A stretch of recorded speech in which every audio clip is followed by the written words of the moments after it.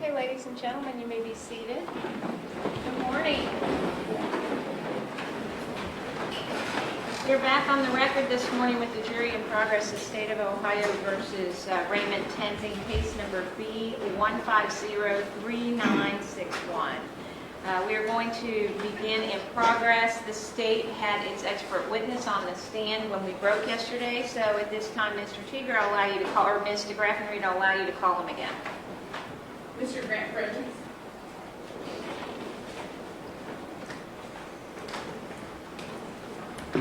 Mr. Fredericks, I'll remind you, you're still under oath.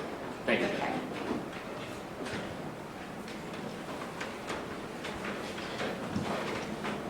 Good morning, sir.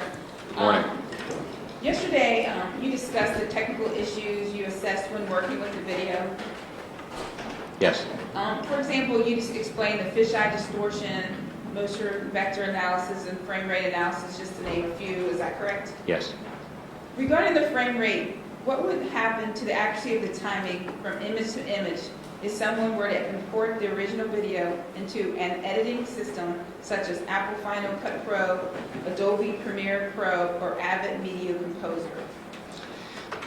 Any non-linear editing systems such as all those mentioned and programs that allow someone to edit video, when they import video with a variable image refresh rate that we talked about yesterday, it forces an average, so it completely strips out all of the reference to timing from image to image, and it essentially fabricates a false representation of time. So these systems generally have what's called project settings.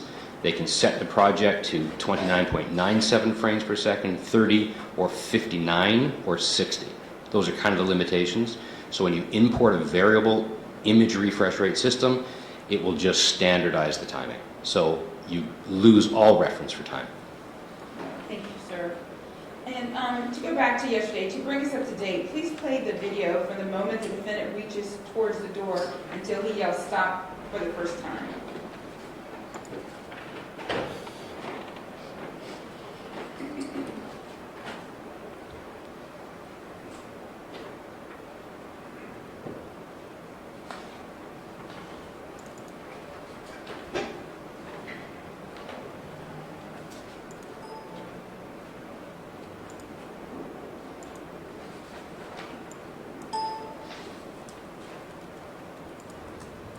Well, I thought I could figure out if you have a license or not. Go ahead and take your seatbelt off for me. Go ahead and take your seatbelt off. Stop!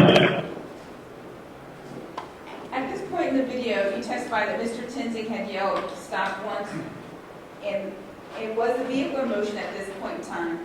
No. Tell us what you relied upon to tell us that the vehicle is not in motion. There are a number of observations that we can make about the video, about the position of the vehicle, the position of Mr. Tenzing, that tells us that at this moment in time the vehicle is not in motion.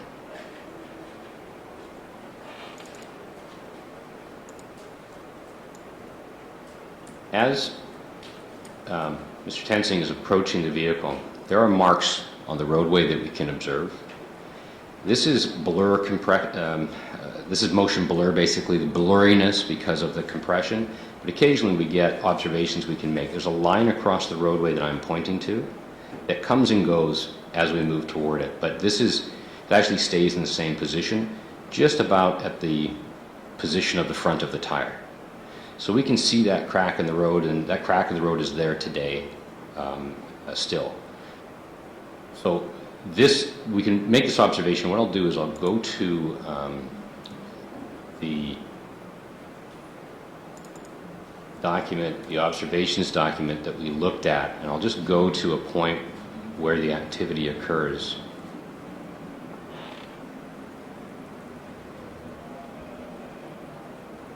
So we can see at this point 1.2 seconds before the shot's fired, right about the time that he's about to yell stop, or is yelling stop. I'll just give you a reference for that. So the stop is yelled at 3:16.224 and at 3:15.8. So about 400 milliseconds later, less than half a second later, or before that, pardon me, we see the line at the same position. So that basically establishes, just from that single observation, that there is no forward momentum from the car from the time that it was stopped initially in the traffic stop until this moment in time. So we have that observation we can make. The other observation is the one that we look to in the background, which shows that at 1.5 seconds, the background has not changed. The relationship to the features in the background are the same. Likewise, at 1.4 seconds, there's still no movement from the background. And at 1 second, there's no movement from the background. So that's another observation that establishes a consistency with the background as we're looking through the vehicle. There would be a perspective change on everything in the background had the vehicle moved forward at that time. Just slightly before this, we have the reflection of Mr. Tensing's legs in the doorway, where he's separated from the vehicle, and his feet are in the same basic position that we see. And I'm going back to 2.2 seconds, where we see his foot stationary on the ground, the reflection of his body that we can track. So that's another observation that we can make. So up to 1 second before the shot's fired, there is no forward momentum, and at least those three observations validate for us that that observation is correct. Okay, thank you. Now, could you please play the video from after the first stop and up until the shot is fired?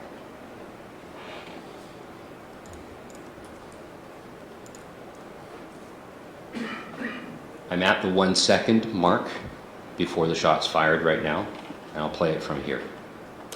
And tell us that was, you're saying that's 1 second? About 1.1 seconds, yes. Now, between the first stop and the shots fired, in that 1.1 seconds, does the vehicle move? Yes. What did you base your determination on? When I went out to the scene, I made some observations, but I'll go back to this slide for a moment and demonstrate. This is 1.4 seconds. We still have the same background. We're at 1.1 seconds where we see the same background. We're basically 1 second. So this is where we are. We can confirm at 1 second and 59 thousandth of a second, no motion. We then lose continuity of the background because of the motion in the camera. We don't see the mark on the roadway. So I have to assume at this point, I can't say when exactly the car starts to move, but at the time of the shot, we begin to see a change in the shape of the vehicle in the background. So in other words, if I'm looking at the side of a vehicle, if it's facing toward me, I'll have a perspective under the vehicle and to the left side. And as I move more toward the vehicle or this way, then the angle of the vehicle is going to change. So that's what we're beginning to see as a slight angle change here. So this indicates to me that there's been, within that 1 second period, there's been forward momentum. This is 100 milliseconds, 178 milliseconds before the shot's fired, and I can see a slight change. As we move forward after the shot's fired, again, I'm detecting a little bit more change, but we're not yet past the left side of the vehicle, the driver's side. As we move forward, we can still see we're still not, this is after the shot's fired, we're still not at the center of the vehicle yet. I can still see light between the front right tire and the back right tire. Once we're basically dead center on this, we'll lose that light because the angle will change and we'll see basically be aligned with all the tires. That has not happened yet. And as we move forward, we get to about this position where we're pretty much on line with the car. But this is after the shot is fired. So to get there, to the point where the shot would be fired to this position here, the movement would be very slight. And I have an image of the driveway that kind of gives us some reference for that. Okay. And I think it's in as one of the exhibits in the case. Yes. Can you share that to us?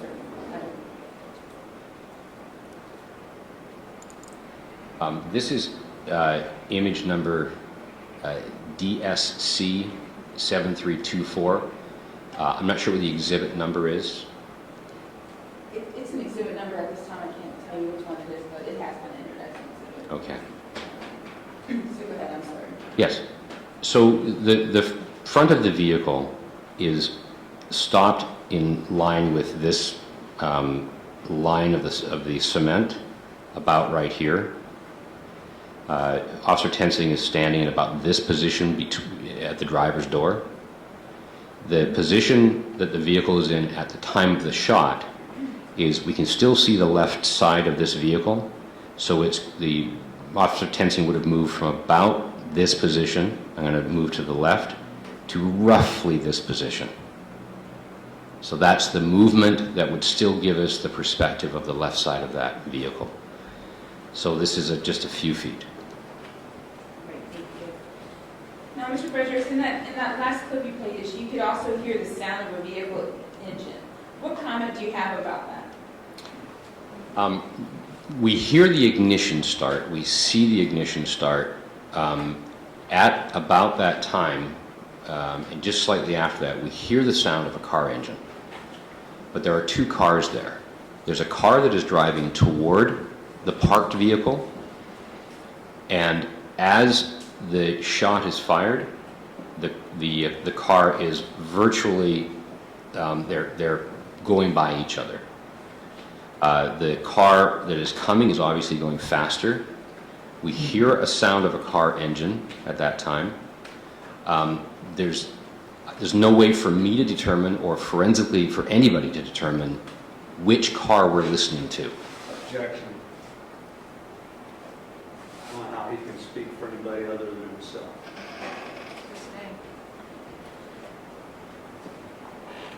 It's, I've listened to that car engine.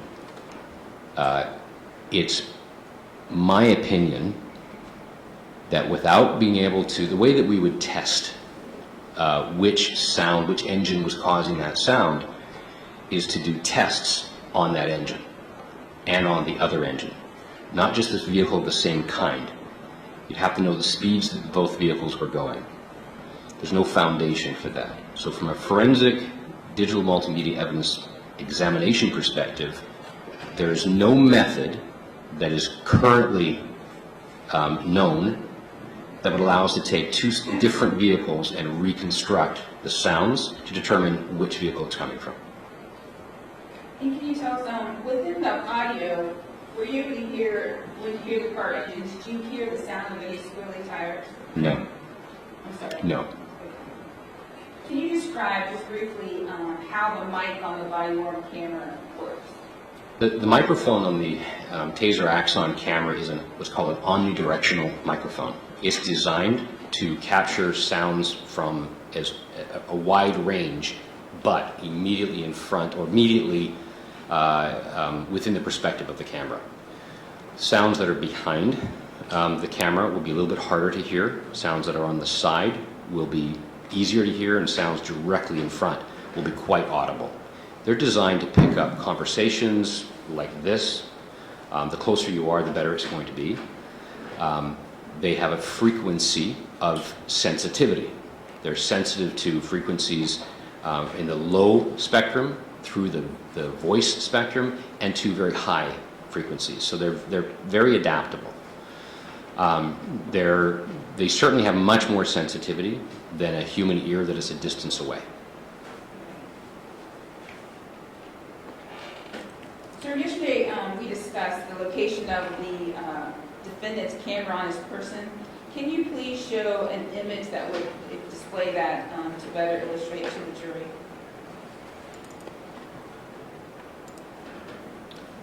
I'm showing an image from Officer Kidd's video at 4 minutes 49.472 seconds.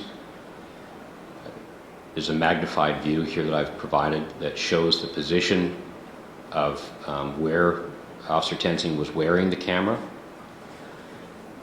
I've used this image to do my measurement of approximately 13 inches from his eye to the lens, which is right where I'm pointing.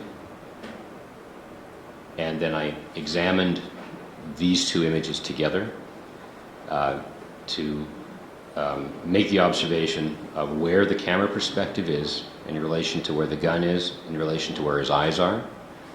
And in this observation, the camera is facing the center of the image. It's below the gun, which then demonstrates that the gun is higher and in front of Mr. Tensing, and that his head is higher than the gun. Thank you, sir. Can we look at slide 115?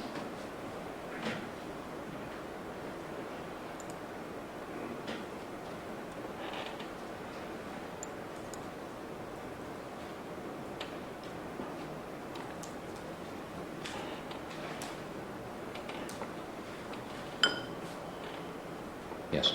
Thank you. Do you have any comment from your analysis as to what direction the tires are facing in this image? Because of the perspective, it's very difficult to tell. What we would want, for instance, if the tire were facing turned to the right, the back end of the tire would stick out from the car. At this point, we don't see the back end of the tire. It's behind the bodywork of the car. So we don't really get a perspective, if it's turned to the left, how much it's turned to the left. We see the front of the tire, but not the back, which would indicate that it's not straight forward, otherwise we would see part of the tire sticking out. We also look at the steering wheel. The steering wheel appears to be turned to the left. It's not, this is the tree that goes across from the upper part to the lower part, which would add some support to the observation that there is probably a slight turn to the tire.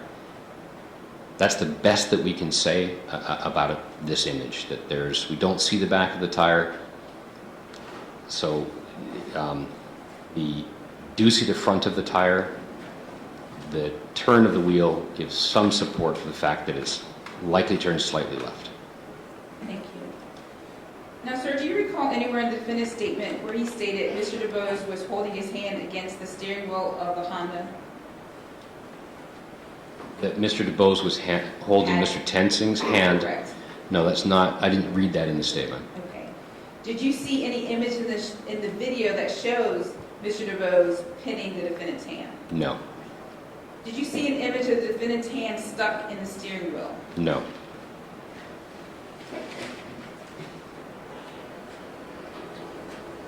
How long did this entire event last, from the opening of the door until the shot fired? Or the attempt to open the door and the shot fired?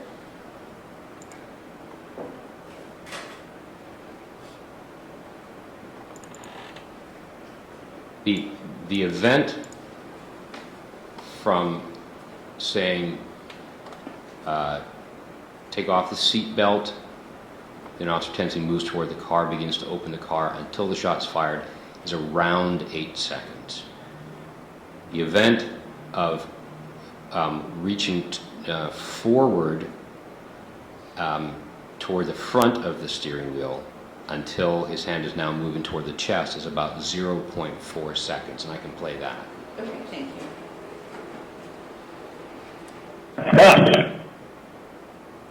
So again, I'll go back. This image is right when his hand is moving into the door. I described earlier that because of the motion, there's some motion blur. We really can't tell because of the motion blur what's happening with the two hands. So all I can say is that within 0.4 seconds, Officer Tensing's hand is at the chest area. So there's no image of being pinned and we have full continuity now of his hand pretty much throughout the rest of it until the shot's fired. So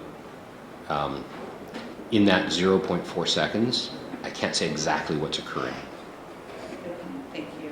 But that's a pretty quick there. 0.4 seconds is really, it's all motion blur. Means the motion is in and over to the side. Thank you. And sir, what does the video show that the defendant did immediately after the shot was fired? Immediately after the shot was fired, Officer Tensing releases his grip on the seat belt. As the car is moving forward, his left forearm goes onto the door, the threshold where the window would come up. The camera sees the hand on the door. His hand is very close to the B post. As the car begins to move forward, the camera perspective then goes toward the back of the car, which would indicate that his chest is moving toward the back of the vehicle and downward. We get a glimpse of his feet in front of his body. He releases from the car, goes backward onto the ground. We see the other vehicle at the same position. Again, we're talking milliseconds throughout this. He turns to his right. He stands up. We then get this from Officer Kidd's body-worn video. We see this activity. He gets up and he turns and pursues the car. That's the Officer Kidd or Lyndon Schmitz? Officer Lyndon Schmitz, I'm sorry. So both Officer Tensing and Officer Lyndon Schmitz's cameras record the event of him getting up off the ground and then pursuing the vehicle. His own body-worn video shows the release of his left hand from the seatbelt. The arm is on the vehicle. The camera perspective changes toward the side and rear of the vehicle. Within 100 to 200 milliseconds after the shot's fired, his perspective goes down to his feet. We then see the other vehicle as he begins to turn to his right. We see the other vehicle is right there. You see he's got control of his firearms, so the firearm is in front of him. He gets up, turns, and then pursues, and then we have, he goes over to the vehicle and there's some other activity. Okay. Thank you, Mr. Fredericks. I have no further questions. Mr. Matthews, cross his hand. Mr. Fredericks, just so there's no confusion here, you are being paid by the state of Ohio to analyze that video and offer your opinions, is that correct? Yes, I am. And do you know how many hours you have devoted to this project, roughly? No, I don't. Can you estimate? I can't. Have you ever seen the movie Sully? Captain Chesley Sullenberger, who landed the airplane in the middle of the Hudson River full of people? Yeah, I did, yes. You know what 20/20 hindsight is? I do. What is that? If I could have done it over again, I would have. 20/20 hindsight is like Monday morning quarterbacking, is it not? It's when you look back at something that occurred and analyze it and determine whether somebody did something wrong. Well, Monday morning quarterbacking in hindsight is, if I'd known something at that time, I would not have done what I did. Yes. And the United States Supreme Court has ruled that you can't use 20/20 hindsight when you're analyzing a situation such as this. Do you agree with that? Well, I've never heard that term in a forensic capacity. I think if somebody were a Monday morning quarterback sitting at home without doing a forensic analysis, I probably would agree with you. You don't consider yourself a Monday morning quarterback using 20/20 hindsight to tell these ladies and gentlemen of the jury what's depicted in that less than 3 seconds of video? No, because this is real information, as opposed to conjecture, what if, I wish I had done something differently. This is actually a forensic examination of fact. And would you agree that others may look at that same video and have a different interpretation of what's depicted in it? That is the nature of an adversarial system like this, where I would expect that you would have somebody present a different perspective, and it certainly is your duty to do that. So I would expect that, yes. And are you telling the ladies and gentlemen of the jury that you've never been wrong? I believe I don't know of a case where I've been wrong when I've testified. You know, you don't know what you don't know.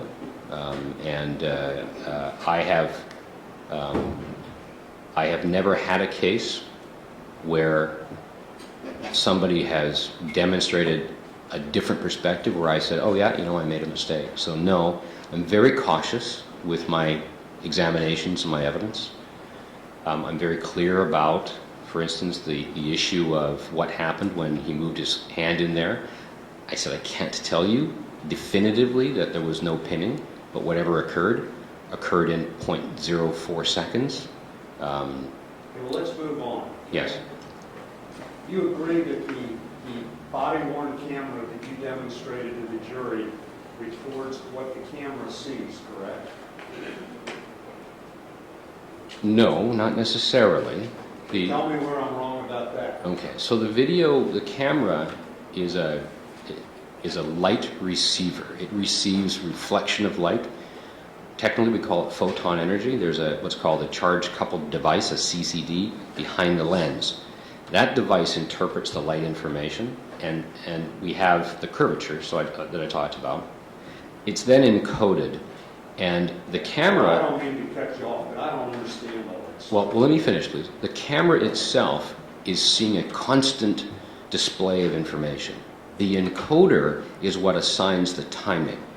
So we have to look at the timing correctly. So if you're saying that the camera sees a constant frequency of information, the encoder changes that timing. So we have to assist in the understanding of that timing. That's one example of where it might not be completely accurate, that the camera records everything that the lens sees.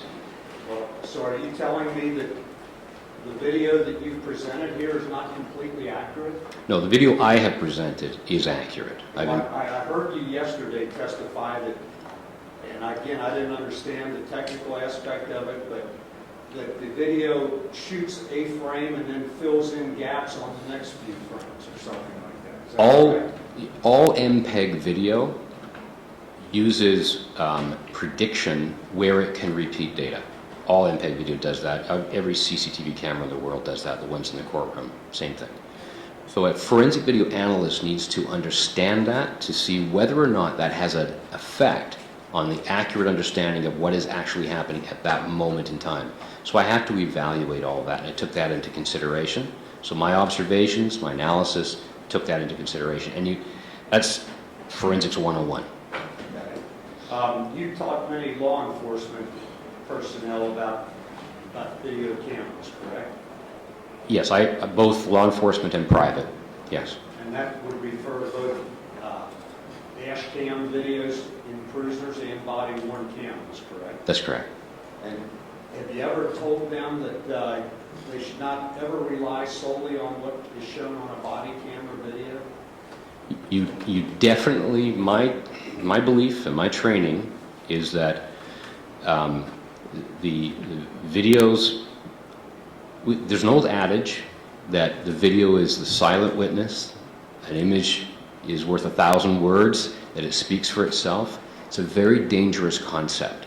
And I hope that in this examination, that when you look at it, I've been able to assist you to better understand the video, to understand the frailties of timing, those kinds of things. So my training is never take it on its face value. Examine it carefully, understand it thoroughly, because if you don't, again, you do not know what you do not know. So carefully look at the technology. If you understand how it was created, you can understand what it means. Am I hearing you say that the video is not 100% reliable?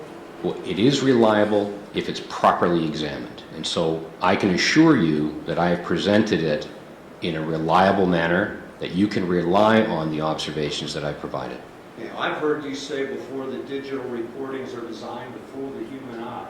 Is that a fair statement? Yes, they are designed by the nature of compression to give, and recording, to give the illusion of full motion. So every image, even the images we see on television, we get about 60 images per second on television. They're still images. They're held for you to observe until the image is refreshed. So every 16.7 milliseconds, an image is being held for you. You have there's no record of what occurs between that moment in time and the next 16.7 milliseconds. I'll give you an example, please. Doing ballistic tests to see a bullet come out of the front of a gun. We want to see the rotation of that bullet out of the gun. You have to record that at about 8,000 images per second to get that rotation. If you just record it with a regular camera, you don't see it. So I have stood on a shooting range, and I've seen these are practice rounds that have a very low velocity of about 900 feet per second. I can see the projectile going from behind the gun to the target. I can see more than a camera can. Camera can't record that information because I can perceive more stuff. So the issue of whether it's accurate provided that we understand its limitations. It wouldn't be accurate to record the projectile. It's not what it's designed to do. It's designed to give a representation of what occurred at the scene. Finish? That's a thorough response. I'll try to keep it shorter. Thank you. You indicated that you can see a bullet with your own eyes, Well, correct? these are practice loads that have a lower velocity that I have experience where I can see the bullet going, yes. Would you agree with me then that what you see through your eyes is often different than what the camera records? Yes. And the fact that if I heard you say it once yesterday, I heard you say it 20 times that this camera that Ray Kensing was wearing on July 19th was, I believe you said 13 inches below his eyes, correct? That's correct. So you don't know what you saw from 13 inches above that camera, correct? I don't have a record of it. We just have a record of what happened 13 inches below his eyes. And you indicated, I believe, that the camera is firmly attached to his chest, correct? Yes. Does that mean it doesn't move? No. Does that mean that 13 inches is always 13 inches no matter what? Well, it's fixed to the chest, and if the shirt has some movement to it, there would be some movement to the camera. And how about if the head or neck has some movement to it, such as down or back or sideways? Yes, the perspective of the human eye is not the perspective of the camera. So that 13 inches that you referred to over and over again is meaningless. Do you agree with that? No, it's critical because the description that Officer Tenzing provided in his statement was that his eyes were below the door. If his eyes were below the door, the camera would be 13 inches lower than that, and that never occurred. You indicated in one discussion I heard you participate in that officers sometimes misinterpret situations, and you were brought in to rehabilitate the officer. Remember ever making that statement? Can you give me a reference, please? This would be a lexicol point counterpoint production. Not too long ago. Yeah, that was a webinar that I Yes. took part in body-worn video issues, and I think the reference for that was that a police officer, we have a big national discussion going on right now. The question is, should a police officer review their video prior to providing a statement? My experience is that police officers will often misinterpret the video. They'll see something in the video, they'll then say, oh, that must have happened. And because of the timing changes in video, they'll often misinterpret force issues. And many times the officer will look at a partner's camera and they'll get confused about what in reality occurred, and they'll start giving evidence about what they saw, but it was actually from a perspective they could not possibly have seen it. And it's not, in a lot of cases, a nefarious thing where they're trying to make stuff up. They just get confused. We call it video memory. So the discussion is, sometimes the recommendation is don't look at your video because you may invent information that didn't occur. There's a danger in doing that, and that's what that conference was about. And you indicated in that conference that you were sometimes hired to rehabilitate the officer, correct? Well, I don't recall that word, but my intent by that is to assist the officer to accurately understand what the video showed. And if they want to retract statements, change their memory based on that interpretation, that's up to them. The problem is, of course, when you make a statement and then you try to change it later because the facts don't bear out. And you were brought into this case to help Ray Tenzing, correct? In fact, it was just the opposite. If I was, well, no, I would reject that statement. Just I was asked to interpret the video. Excuse me, let me answer your question. Go ahead. I was asked to assist in understanding the video and provide information, accurate information to the trier of fact. If I worked for you, sir, on this case, I would have done exactly the same thing. And would it be a fair statement on my part that in the split second or the 2 or 3 seconds that this incident occurred, Ray Tenzing could very well have misperceived exactly what occurred? Have you experienced that? Well, you're asking, sorry, let me understand. Are you saying if he had seen the video or not seen the video? Either way. Could he have misinterpreted the events at the time? I mean, that's outside my area of expertise. I have an opinion, but it's outside my area of expertise. Okay. Mr. Fredericks, we know that Ray Tenzing saw the video before he gave his statement, which you saw at Cincinnati Police Department, correct? Yes. And we know that, according to your analysis of this video, his hand was never caught in the steering wheel, correct? That's correct. And we know that Ray Tenzing, despite having seen the video before he gave his statement, he continued to say that his arm was caught in or was tangled in the steering wheel. That's correct. Okay, and now can you explain why he would stay with that perception that his arm was caught in the steering wheel when he had an opportunity to see the same video that you analyzed?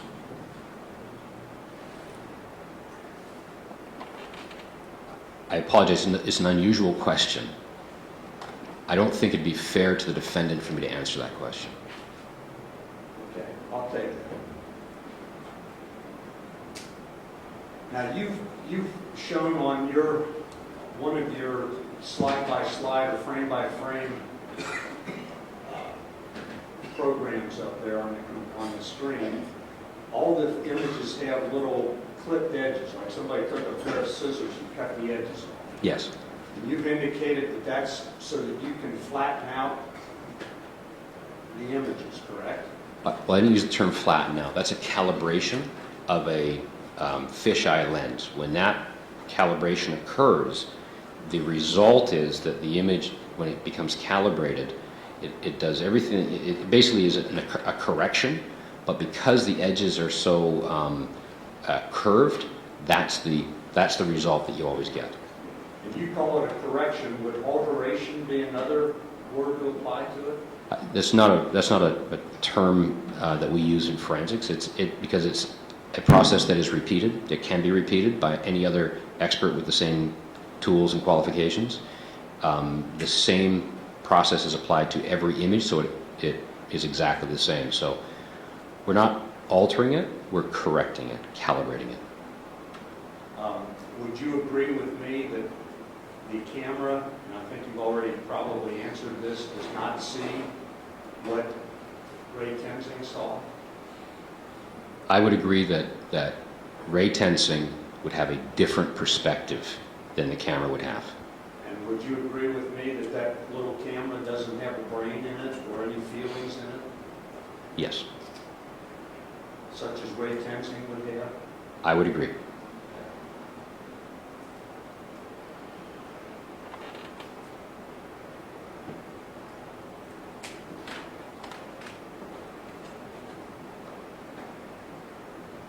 I guess, would you agree with me that the video recorded by that body-worn camera is but one piece of evidence, that it doesn't have any human factors built into it or any other forensic evidence, psychological, physiological evidence built into it?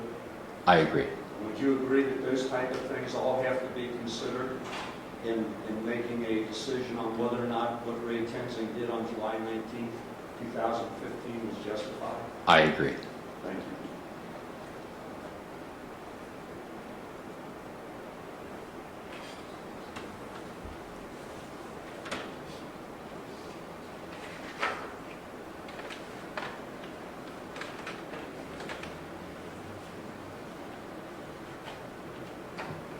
Judge, I have previously had a separate frame-by-frame DVD marked as Defendant's Exhibit 4.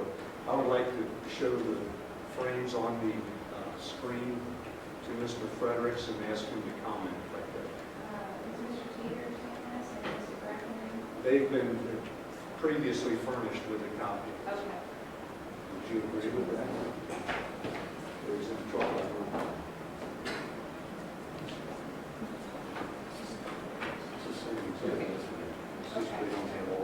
No objection? No, Your Honor. Thank you. Mr. Fredericks, I would like at this point to show you, again, I had, just for the record, we had made our own frame-by-frame copy of the video, and it has different numbers than yours because I think the starting point is different. I would like to go through some of those with you, if that's okay. Yes.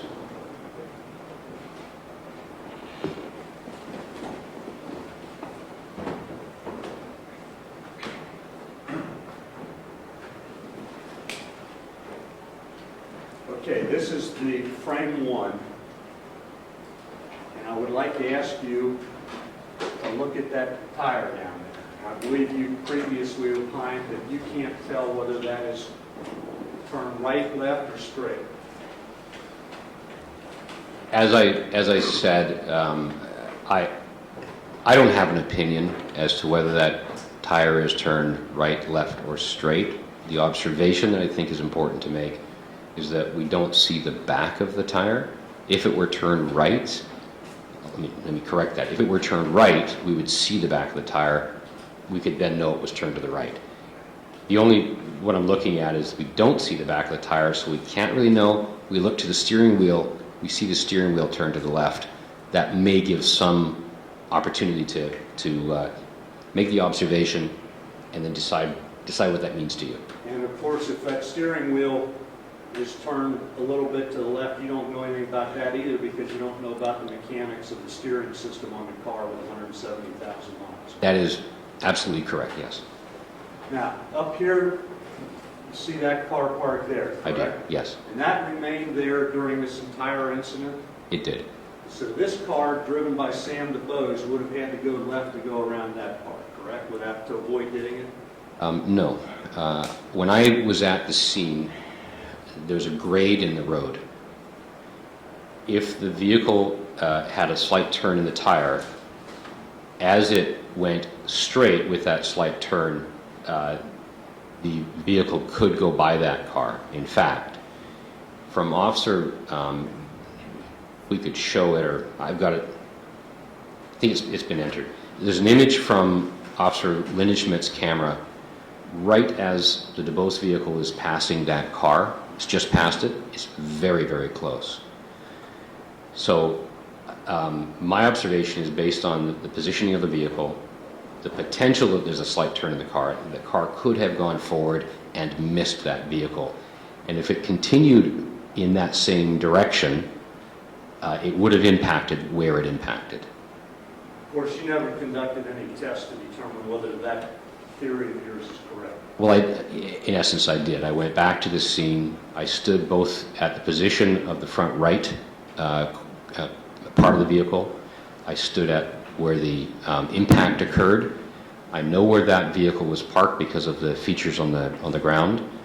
I could see a direct line that would make it possible for the vehicle to have been driven by somebody who was incapacitated, not driving the car, and go straight from that position to the impact position. Now, this car up here is the car that we, a few seconds later, a couple seconds later, see coming down, barely missing Ray Tenzing as he's in the street, correct? Well, that car is on the right-hand side of the road. Officer Lindenschmidt's camera shows that Ray Tenzing is at the center of the road when he gets off the ground. So the car drives. Officer Tenzing doesn't go on the other side of the road before he lets go of the car. He remains at the center. So that car would have driven by at any point and not struck the officer. I I didn't ask that. I just asked if that's the car that came down the hill. Well, you said, and it's close to the officer, so I wanted to make sure I was clear in my question. That is the vehicle that drove by, yes. Mr. Fredericks, can we agree that the sun's shining out there? Yes. Thank you. We can agree on something anyway, correct? Yes, sir. Would you go ahead, Peggy? Just one by one, please. Okay, here we note Officer Tenzing's right hand on the roof of the car, correct? Yes. Here, from the body camera video, Tenzing's back at the B post, B pillar, and we see the roof of the car, correct? Yes, he's slightly behind the B post, yes. Okay. Let's go ahead. Here he begins to reach for the car door, correct? Well, this is all one image that we're looking at. All on one image? This is all one picture we've seen. This isn't a second image. As the picture's being adjusted, it's merely going up in the air. We're not seeing a new image. Okay, now you've lost me. You asked the assistant to go to the next image. Yes. We haven't. We've just simply gone up in the image. Okay, are we not showing the entire image? This camera is recording at 30 frames per second, is that accurate? Approximately, it's an average.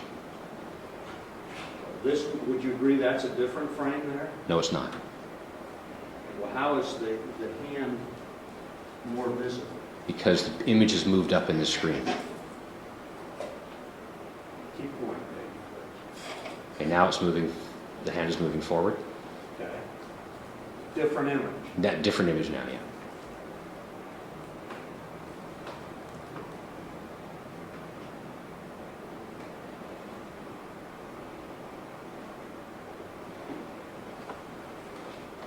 Mr. DeBose appears to be turning his head toward Ray Tenzing at that point. Yes. And do you know from having watched the video whether the car has been started? Not been started yet. Not been started yet. Do you know where the keys are at that point? He had the key in his hand to open the glove compartment. I'd have to review again. I don't know if he put it back into the ignition or if it's down close to his lap. I'm not sure. Keep going.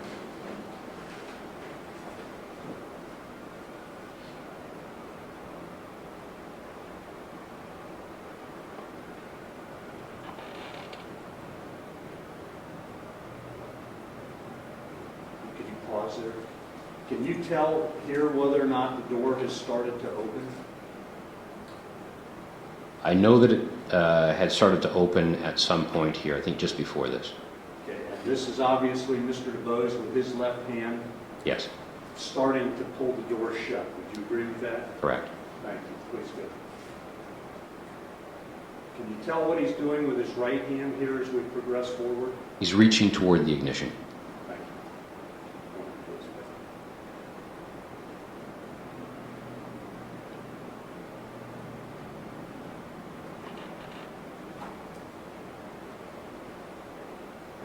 Can you tell whether Officer Tenzing has moved his body at all at this point?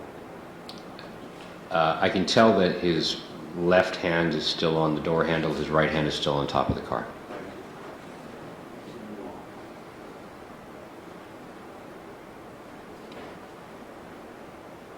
Can you tell what Mr. DeBose is doing right there? His arm is moving toward the ignition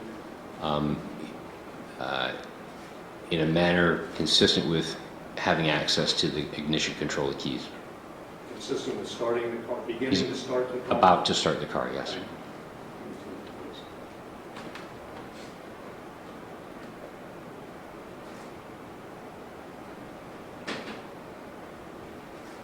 Now, would this indicate that Officer Tenzing is beginning to move his body? Yes, And that would be more forward of the B pillar, correct? yes. Thank you.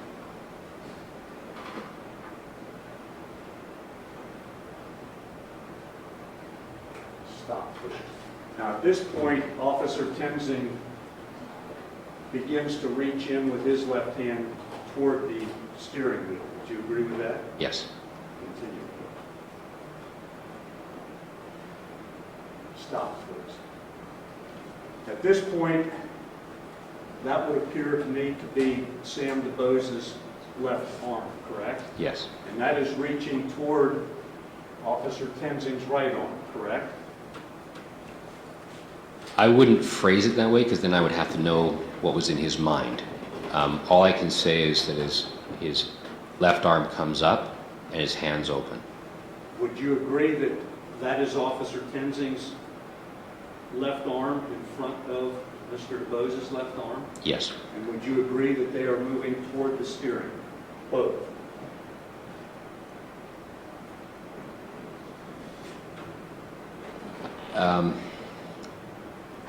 I think if we progress further, we'll see some more movement. But this image, if we can just go back one, please.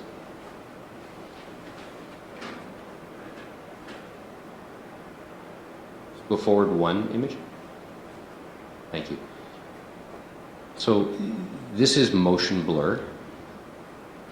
We can't know from this image. Let me interrupt for a minute. Yes, You sir. say this is motion blur. Yes. Is that caused by movement of the camera, movement of the car, movement of Tenzing's body? Can you tell? Yes. It's caused by movement of the camera, primarily. Partly movement of the body, but primarily movement of the camera. Okay. Go ahead. Would you like me to go forward here again? Yes, sir. Okay, well, go back one if you could. Okay, up to this point, we see again Sam DeBose's left hand apparently reaching toward Ray Tenzing's left arm, correct?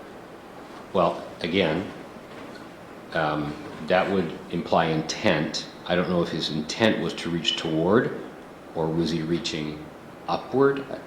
I can't say from this image. Let's go forward.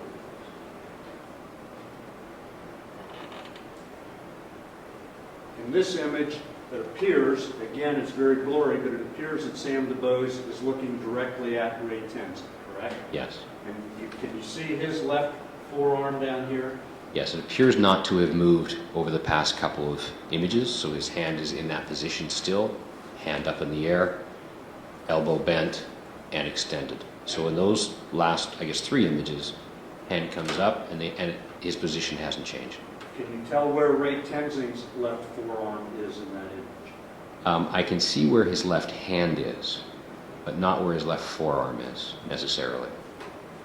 Again, would that be what you're referring to as his left hand? Yes, it is. And the steering wheel is all right in there too, is it not? The top, we're seeing the top edge of the steering wheel. I could point to it, but I'm sure you can see it. Would you like me to point to it? Sure.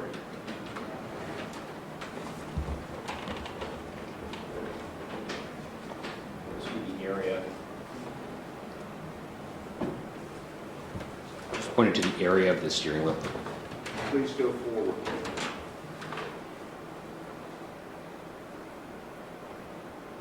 Stop, please.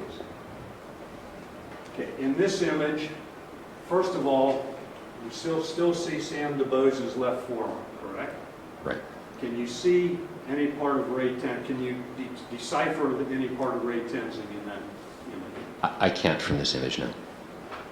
Down here, there's 2 black things I assume are images of Ray Tenzing's legs, correct? Yes, his left leg is on the left side because of the mirrored image. The right leg is moving backward and is on his right side. And is that an actual image of his legs, or are those shadows? That's a reflection, not a shadow. Reflections. Yes. Okay. And what does this indicate right in here? The curvature of the car, it would cause a curvature of the leg, but we can see lower down on the leg. That means it's further away from the vehicle than the left leg. So it's, compared to the earlier images of that reflection, his right leg has moved backward, his left leg has stayed pretty much in the same position. Can you tell from there that his right foot, the right heel is raised? No, I can't tell whether if it's on the ground, up in the air, or moving back. Can't say. Please go forward.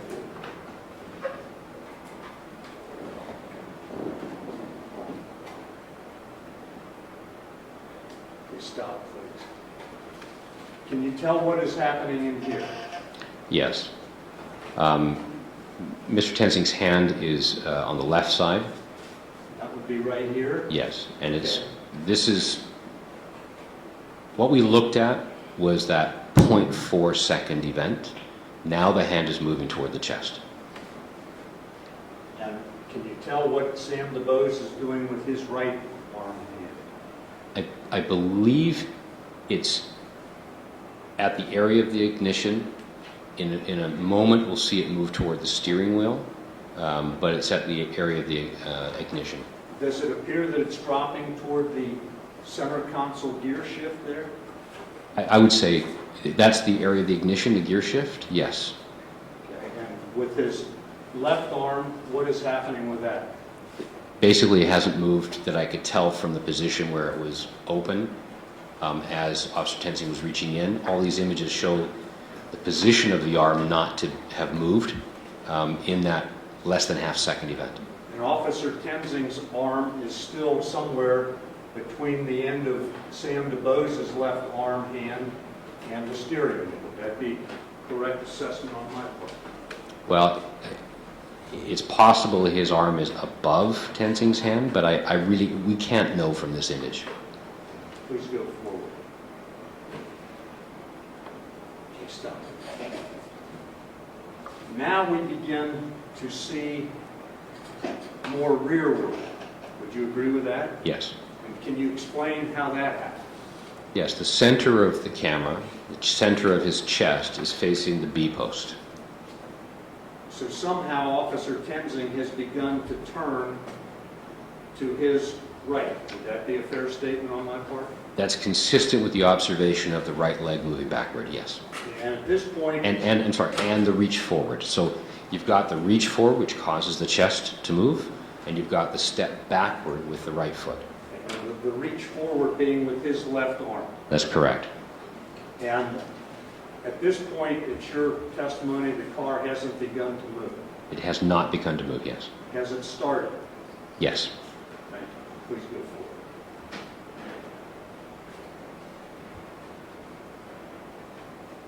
Stop, please. Can you tell, based on this frame, whether or not Officer Tenzing's position has changed as far as whether he's standing or beginning to fall, or kneeling, or anything?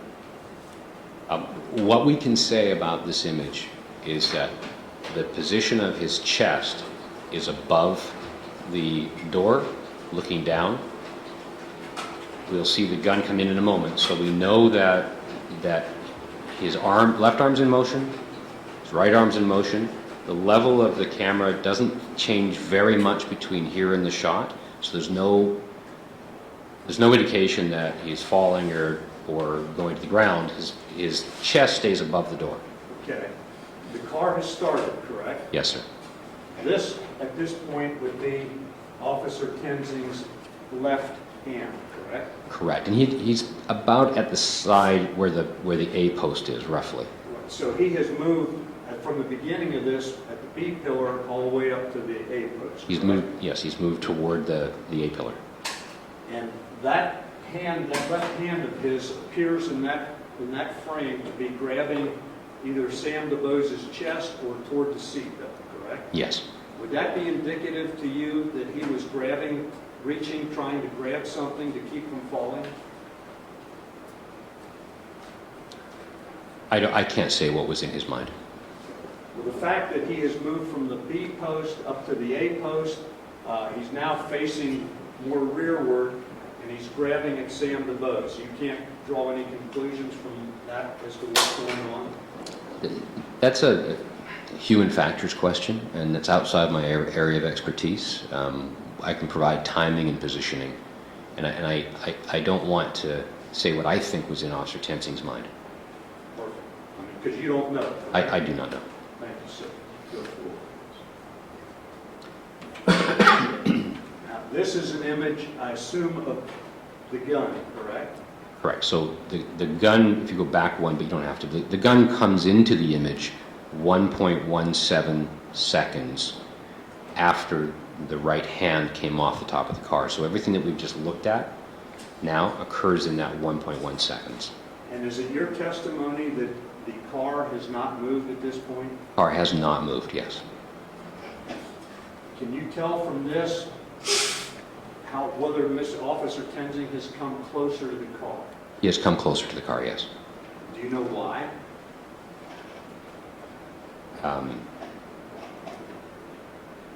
No, he's moved closer to the car because he's moved closer to the car. The car's not in motion, so he has moved closer to the car. Well, if the car had moved to the left slightly, you haven't accounted for that, have you? Yeah, the car has not moved, Period. period.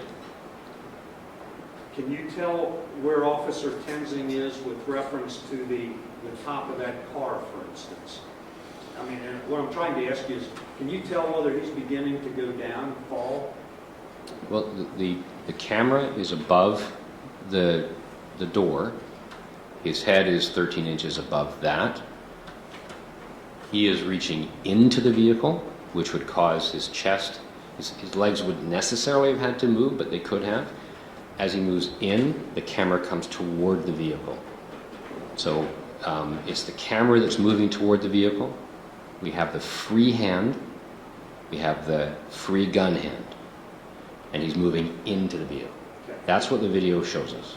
Well, we know we don't see the top of the car as we did previously with the body-worn camera, correct? Correct, because of the bend forward. And we've established that 13 inches you keep referring to is plus or minus some inches, depending on the position of whether the shirt has moved, whether the head has moved.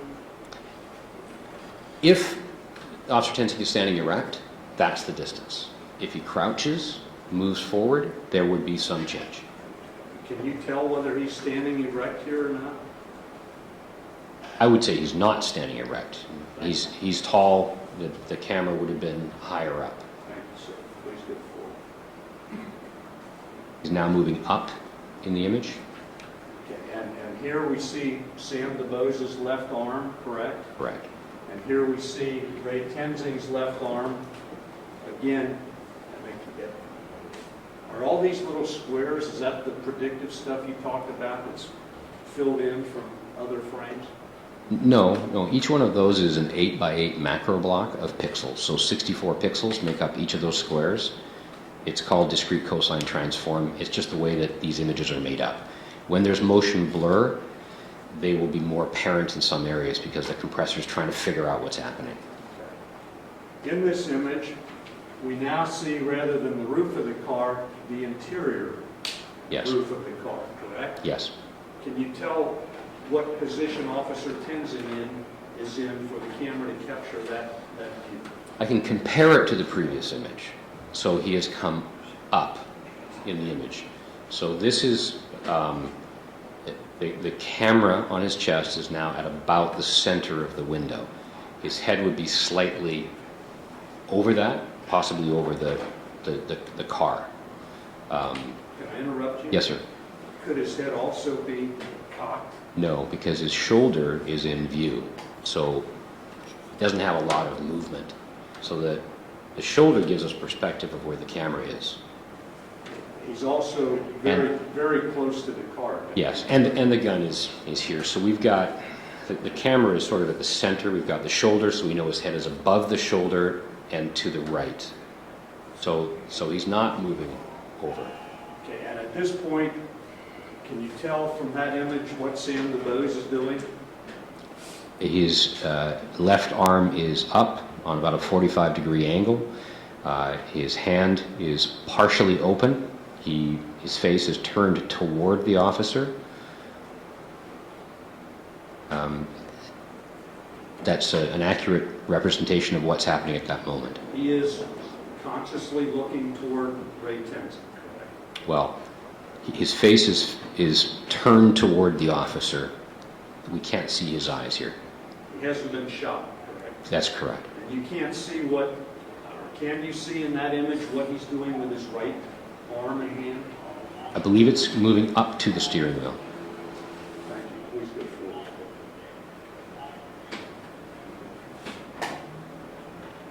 Okay, at this point, stop. the gun comes into view, correct? Yes. And Ray Tenzing's finger is not on the trigger, correct? Can you tell that from that image? You can't really tell. This image hasn't been reproduced very well. This has gone through a nonlinear editor. As a result, there's been a bit of smudging, but right above the trigger, so inside the trigger guard, there is a little bit of off coloration of color in what I'm looking at. Yes, right there. That is consistent with the finger. Not my opinion, his finger's in the trigger guard, but it's very close. And you were a police officer in Vancouver, correct? Yes.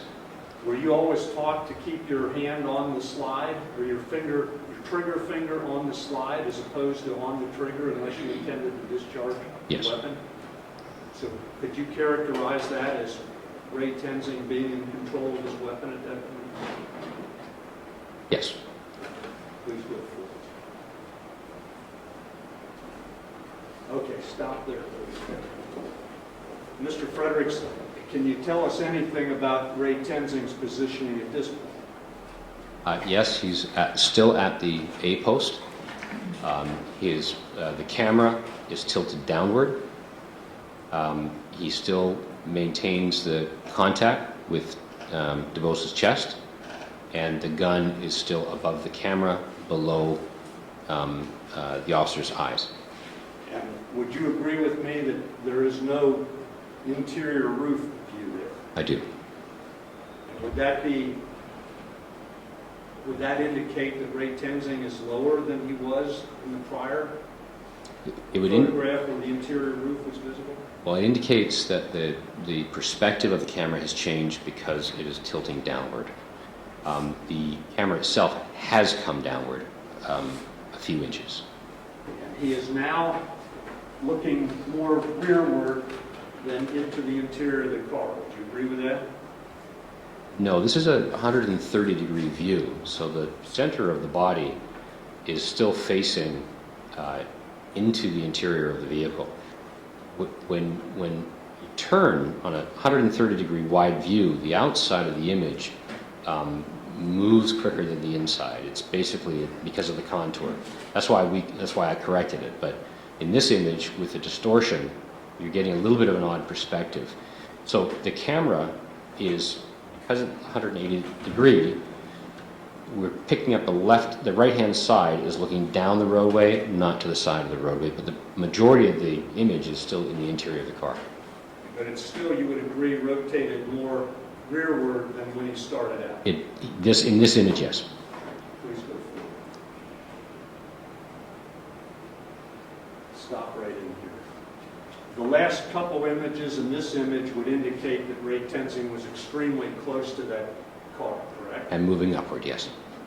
And what does it say, or what does it tell you by the fact that here is the door sill, here is his left hand, he's that close. Can you tell where the rest of his body is? He's leaning into the car. The camera is still just outside the car, above the door, but very close to it. So he is leaning in at that point. So his chest is not inside the car, just slightly outside, but leaning over the car door. And you can't say whether he's falling at that point?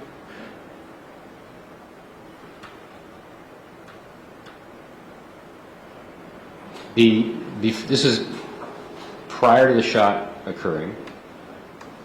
At this one image, we can't say very much. As we move forward, we get more perspective as he moves up in the image and kind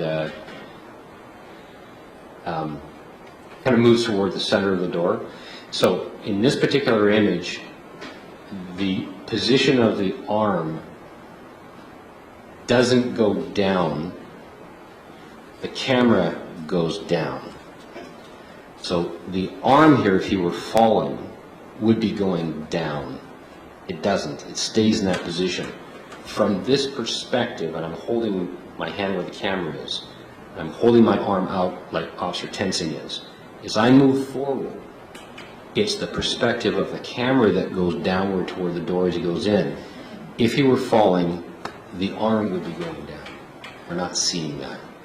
You would agree with me that this isn't like a college football game or professional football game where you've got 10 different cameras looking at the same thing? Yes.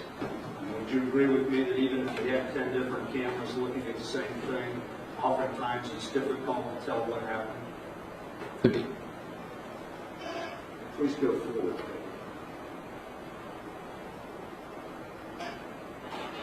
Let me ask you this, Mr. Fredericks. Is the car in motion at this point?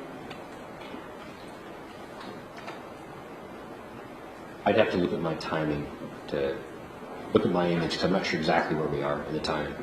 Let's go forward some more.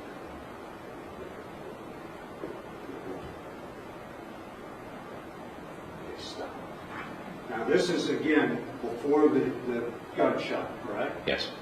We see the interior roof of the car. Yes. We see Officer Tenzing's left hand, which appears to be holding on to the seatbelt, correct? Yes. And Sam DeBose's right arm would appear to be on the steering wheel, Appears to be yes. and his left forearm is now up over his head, correct? Yes. And it would appear that he is looking forward Yes. at something, correct? His face is, he is faced forward, yes. Such as he's driving the car to avoid the car that's parked in front of him, perhaps. I don't know what's in his mind at that time. Can you tell from the background here that the car is in motion at that point? I think this is where I am able to say that it appears the car is in motion. Can you tell? I'd have to look at my images, but I don't disagree with you here. I think that's what I said at this particular image. Can you tell what the position of the rest of Ray Tenzing's body is?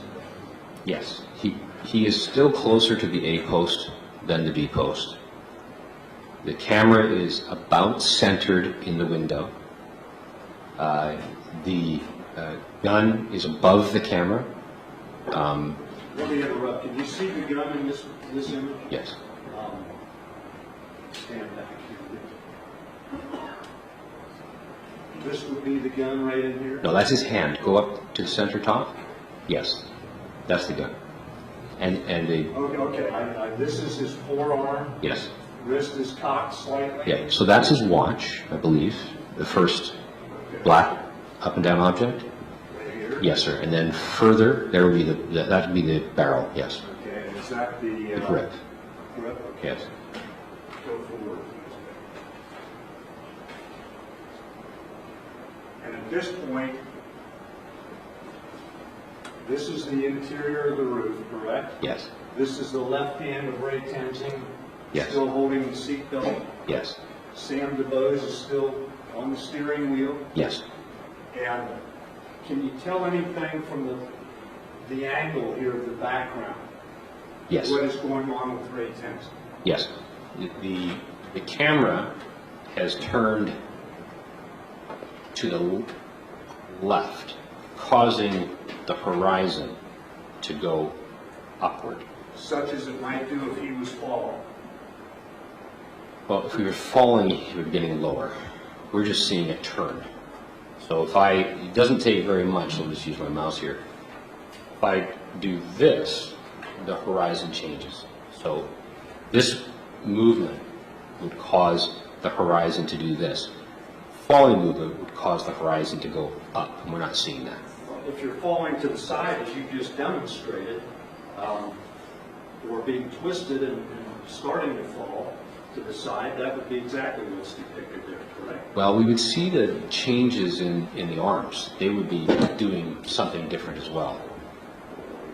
Would you agree with me that that's the B pillar? Yes. Thank you, sir. Please go forward. Stop right there. Mr. Fredericks, would you agree that this is Ray Tenzing's forearm? Yes. Would you agree that it's up like this? It's above the camera. No, I don't agree with that.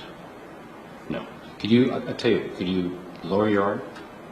No, lower it. And point it at me. Like that? Yes. Okay. About like that. So the fact that this image depicts it up like this with a wrist cocked down with the gun sticking out the end of it, you're saying he's standing up? saying that the center of his chest is at the center of the window. His left arm is positioned to the left of this, not below it. And the gun is in line with directly above the camera, which gives some linear perspective of where the chest, head, and eyes would be. Can we agree, disagree? Yes, sir. Thank you. Please go forward.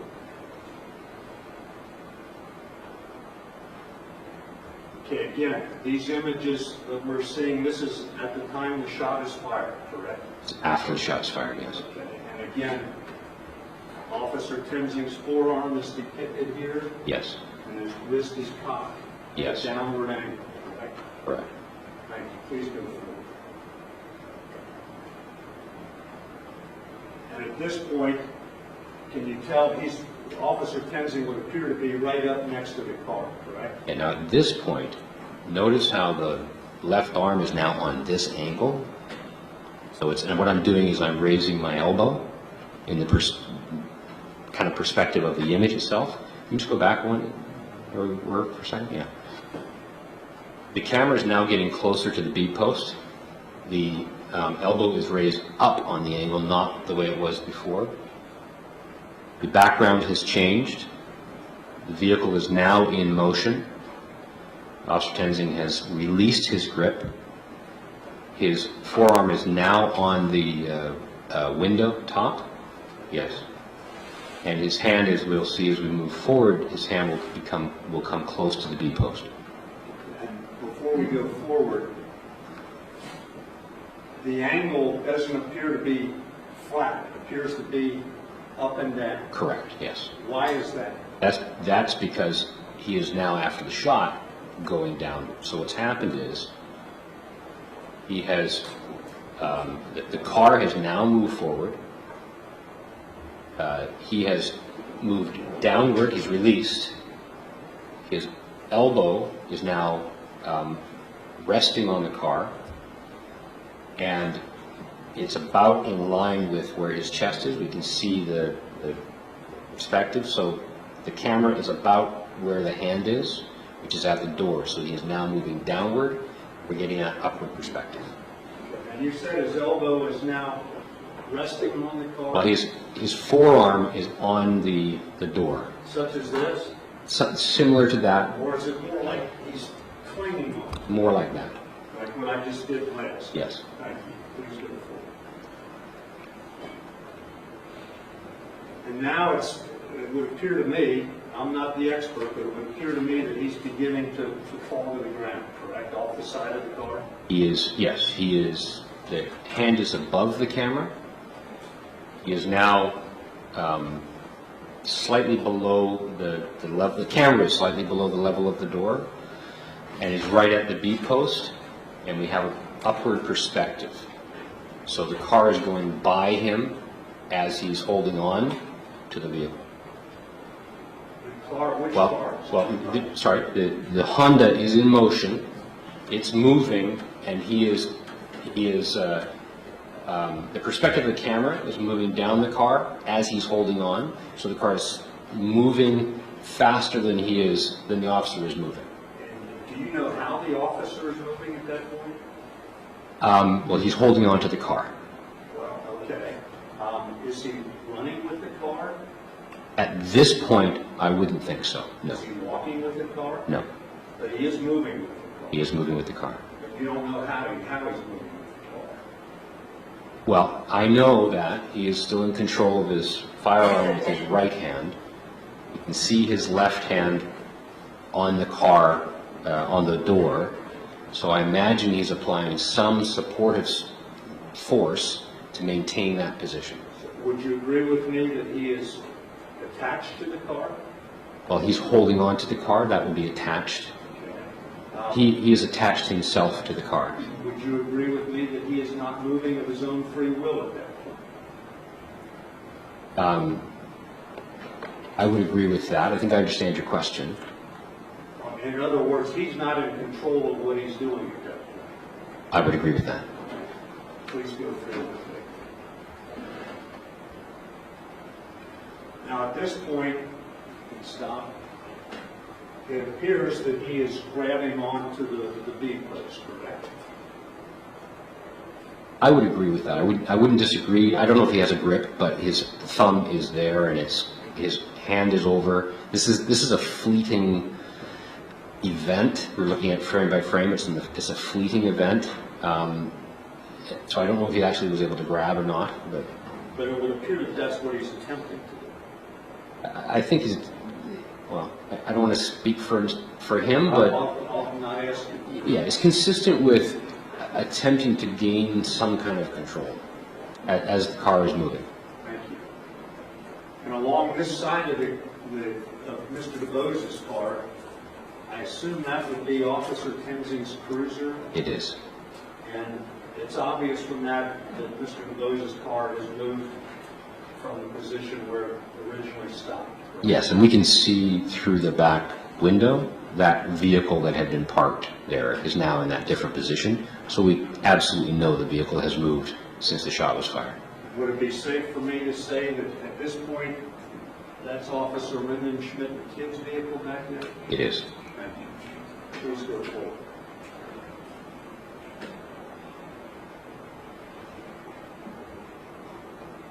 And now Ray Tenzing is down below the plane of the window. Is that a fair statement? Yes, he's released his, if we called it grip, his hand is just coming off at this point, and the car is going by.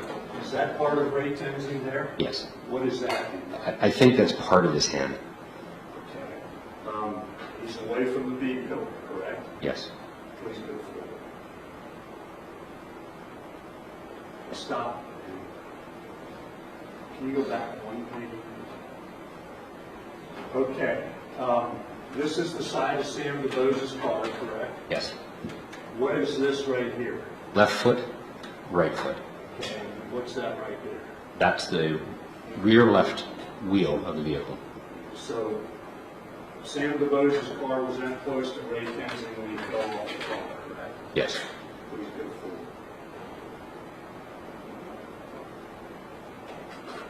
And what is happening in here? Camera's pretty much looking straight up as Officer Tenzing goes through that. How would the camera capture photographs of his feet if it's not movable such as you described?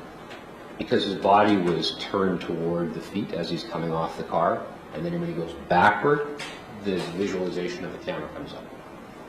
Please go forward.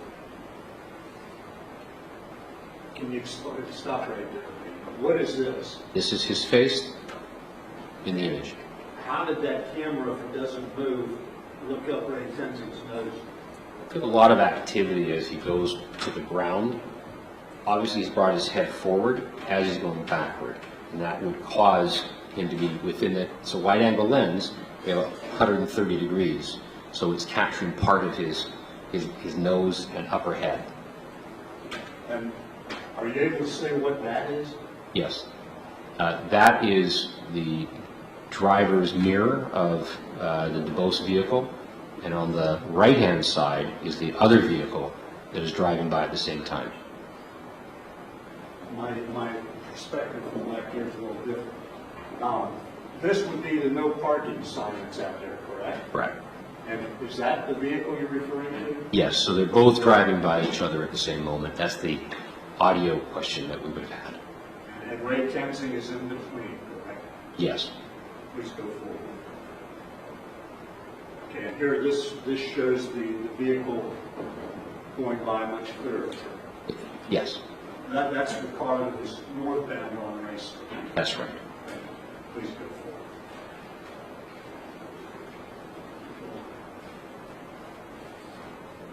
And now, can you tell what Officer Tenzing is doing? This is where he begins to move to the right. I wouldn't necessarily call it a roll to the right. It doesn't really roll over. He kind of just, this is part of the recovery.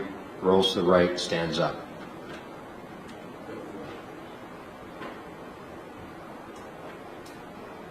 Again, this is him continuing to adjust himself and pick himself up. Part of that process, yes.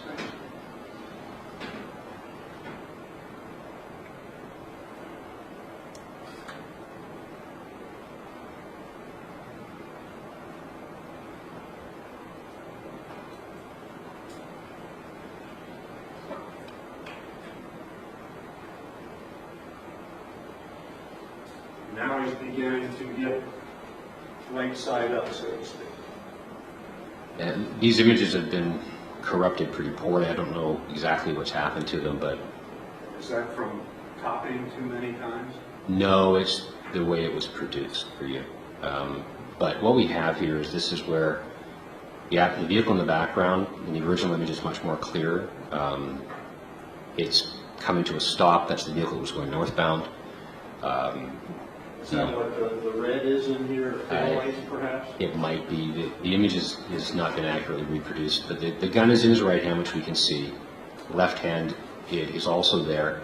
This corresponds with the initial video, where we see him with his arms in front of himself, and he's getting off the ground.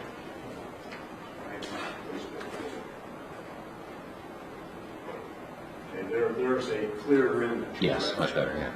Okay, and this again is the no parking sign. Yes. And can you tell from that image how Officer Tenzing has his trigger finger at that point? No. Does he appear to be in control of his weapon? He's maintained control of his weapon, yes. Please go forward. Can you tell from that photograph, from that image, where his finger is on with reference to the slide of the gun and the trigger? No. Please go forward.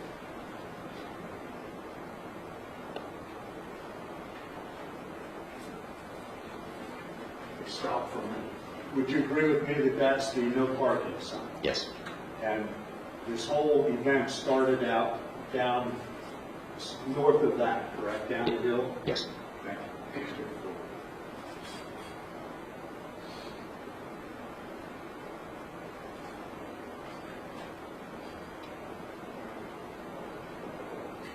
And now would you agree that Officer Tenzing is beginning to turn and look southbound toward the direction Sam DeBose was headed? Yes. And would you agree that that's Sam DeBose's car at that point? I Maybe go forward. Is it? It might have been, yes. Please go forward.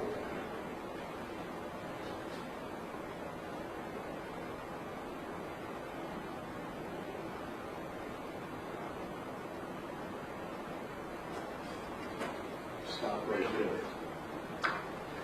Would you agree that this is the silver car that was parked I in do. front of Sam DeBose where the traffic stop was initiated? Yes. And this up here would be Sam DeBose's car? Yes. Can you tell whether that is before or after he struck the guard? I believe it's after. Please go forward.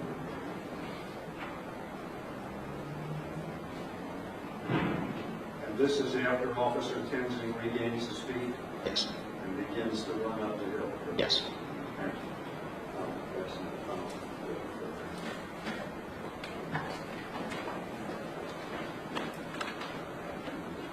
Mr. Fredericks, would you agree with me that somehow Ray Tenzing ended up farther south on Rice Street from where he started out in his encounter with Sam DeBose? Yes. And you would agree with me that this video, body-worn camera video, is but one piece of evidence in this entire situation? Yes. And you would agree with me that you have no idea what Ray Tenzing was thinking or perceiving, or what other stimulations he was receiving during the course of this? Yes. Thank you.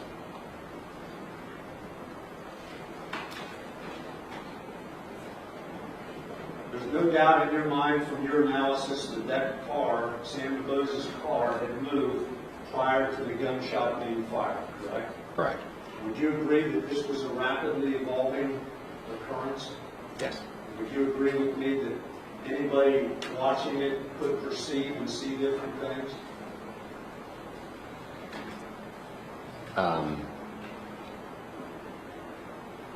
I think that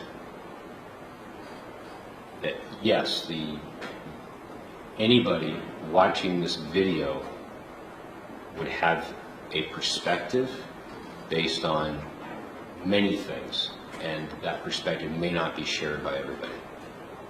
For instance, Officers Linden, Schmidt, and Kidd, who arrived right as it was occurring, testified that they heard squealing tires and then a gunshot, which would indicate the car was in motion.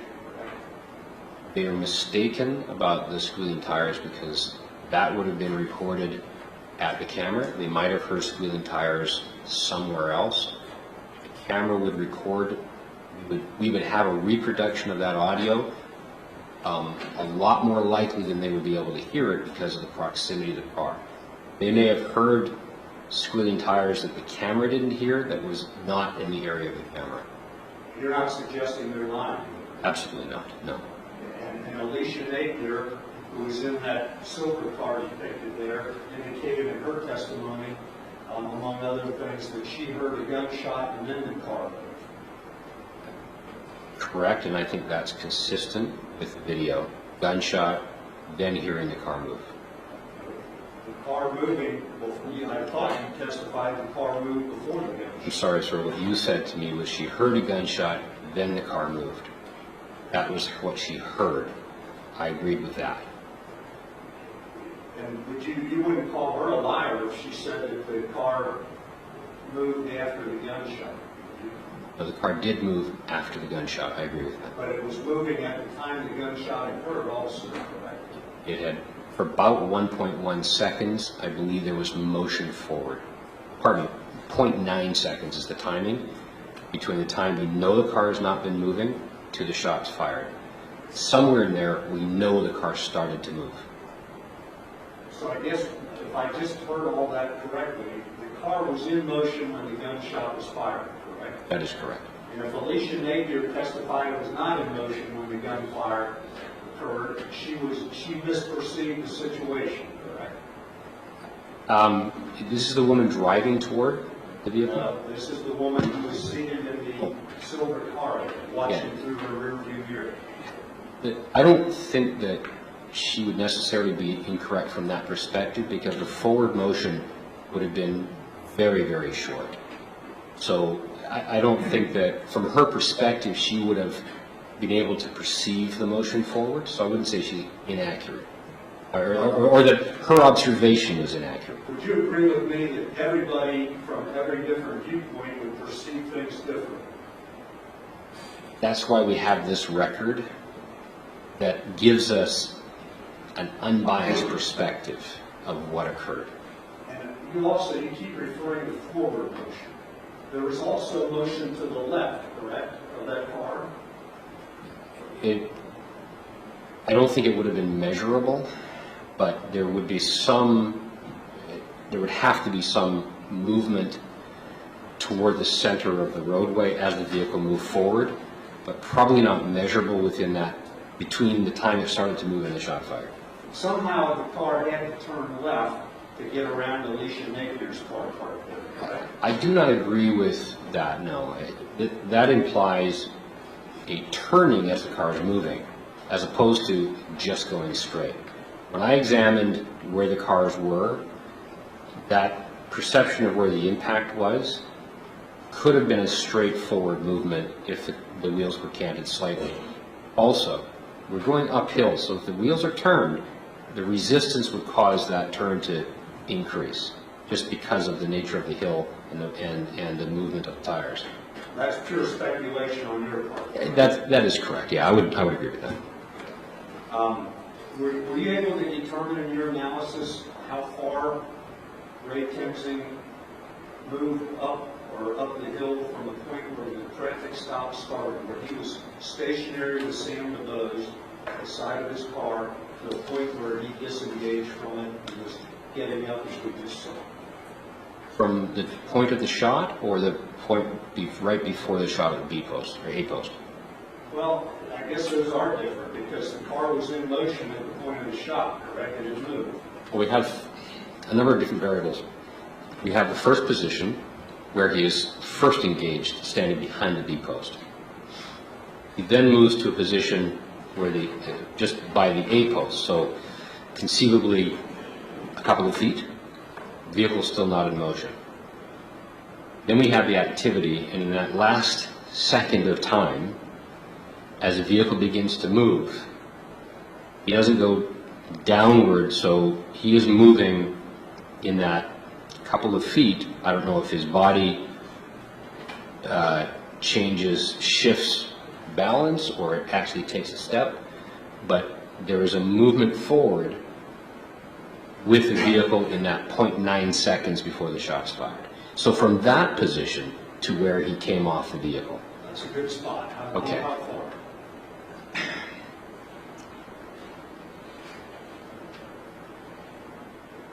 From that position, I believe it was around 24 feet in that area, 20 to 24 feet.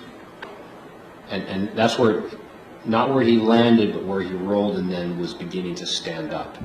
So I don't know how far that would take a person, you know, of his size to go down, turn, roll, and then get up. There'd be some distance that would be added to equate to that 24 feet. I don't know where he came off the vehicle, is my point. But you would, pardon me, would agree with me that it was further south on Rice Street from where he started out? Oh, yes.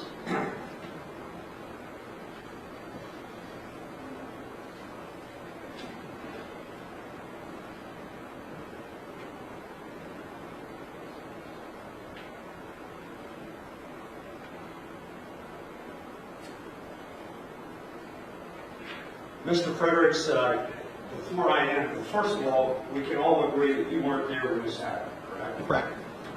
Before I sit down here, and I'm finished, but before I sit down, did you play the clip of the incident one more time, in actual time, real time?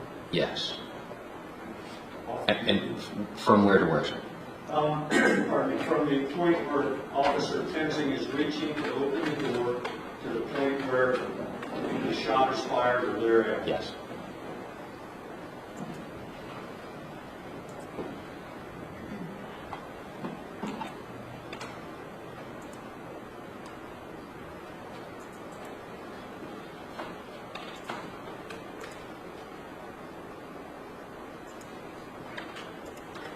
If you have a license or not, go ahead and take your seatbelt off for me. How do you do that? Go ahead and take your seatbelt off.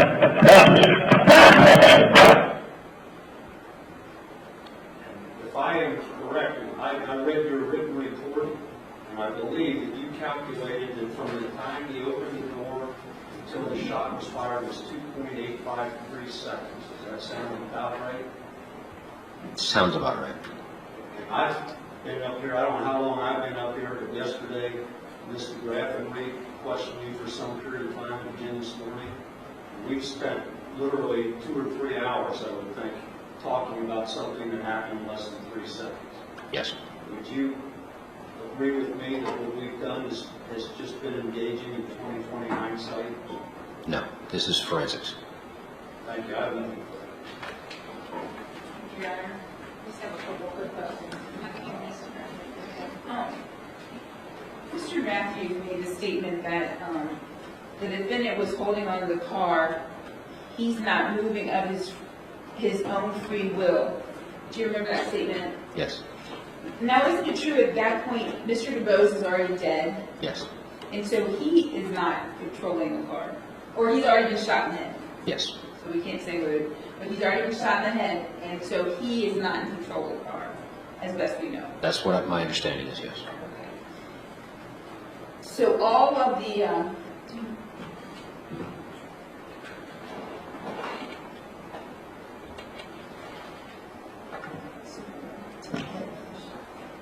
I can do it here. okay, in your name. Yes. Go right back. Thank you. Where would you like to go? Just right before the shots fired. Yes. And then play from the shots fired, and I'm going to go through, play from right before the first stop of the shot fired, I'm sorry.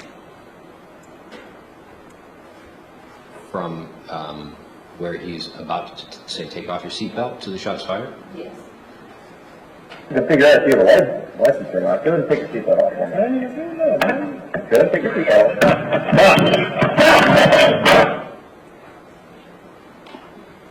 Now, after this point, Mr. Rose has been shot in the head, is that correct? Yes. And so everything that happens after this is after the shot's been fired, after he's been moved to the corner, after he's already dead. Yes, it's my understanding.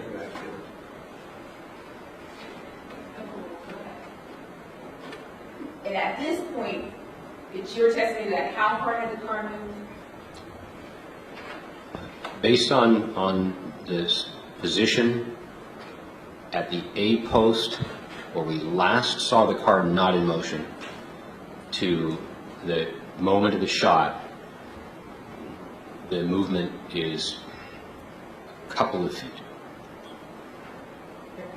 And then there's one other thing I want to clarify. Mr. Matthews played you a video, and you were talking about the timing and so forth. Can you explain, when you did your timing, what were the different rates that you found, between image to image? The refresh rate from image to image, because it's variable, ranges from 25 milliseconds to 131 milliseconds, as opposed to 30 frames per second. So that was carefully examined in my timing. And then when you present these, then that keeps the timing consistent? Well, when I'm doing it frame by frame, that keeps the timing consistent. When I played it here, I've done my best. This using QuickTime will read those time delays and should represent it relatively closely. But the timing that I have is precise. Okay. And I think you said that your process can be repeated over and over, and is that also peer review? Yes. That process,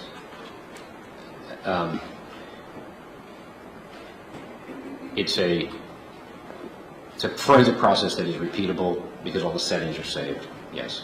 And that process has undergone lots of peer review. Thank you. I have no further questions. Thank you. Anything on recross? No, Your Honor. Okay, thank you. Mr. Fredericks, you're able to step down from this time, and I believe you're excused, or do you need him to stay? That'll be fine. Okay, thank you.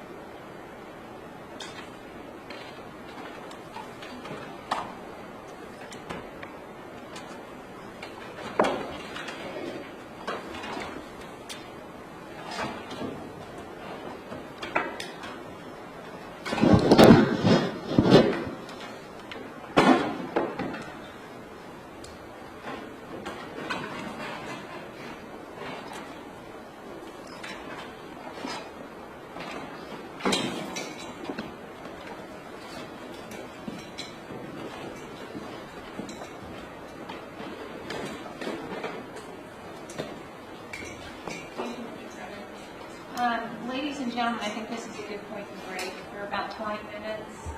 So we will run until about 11:45 before the state calls its next witness.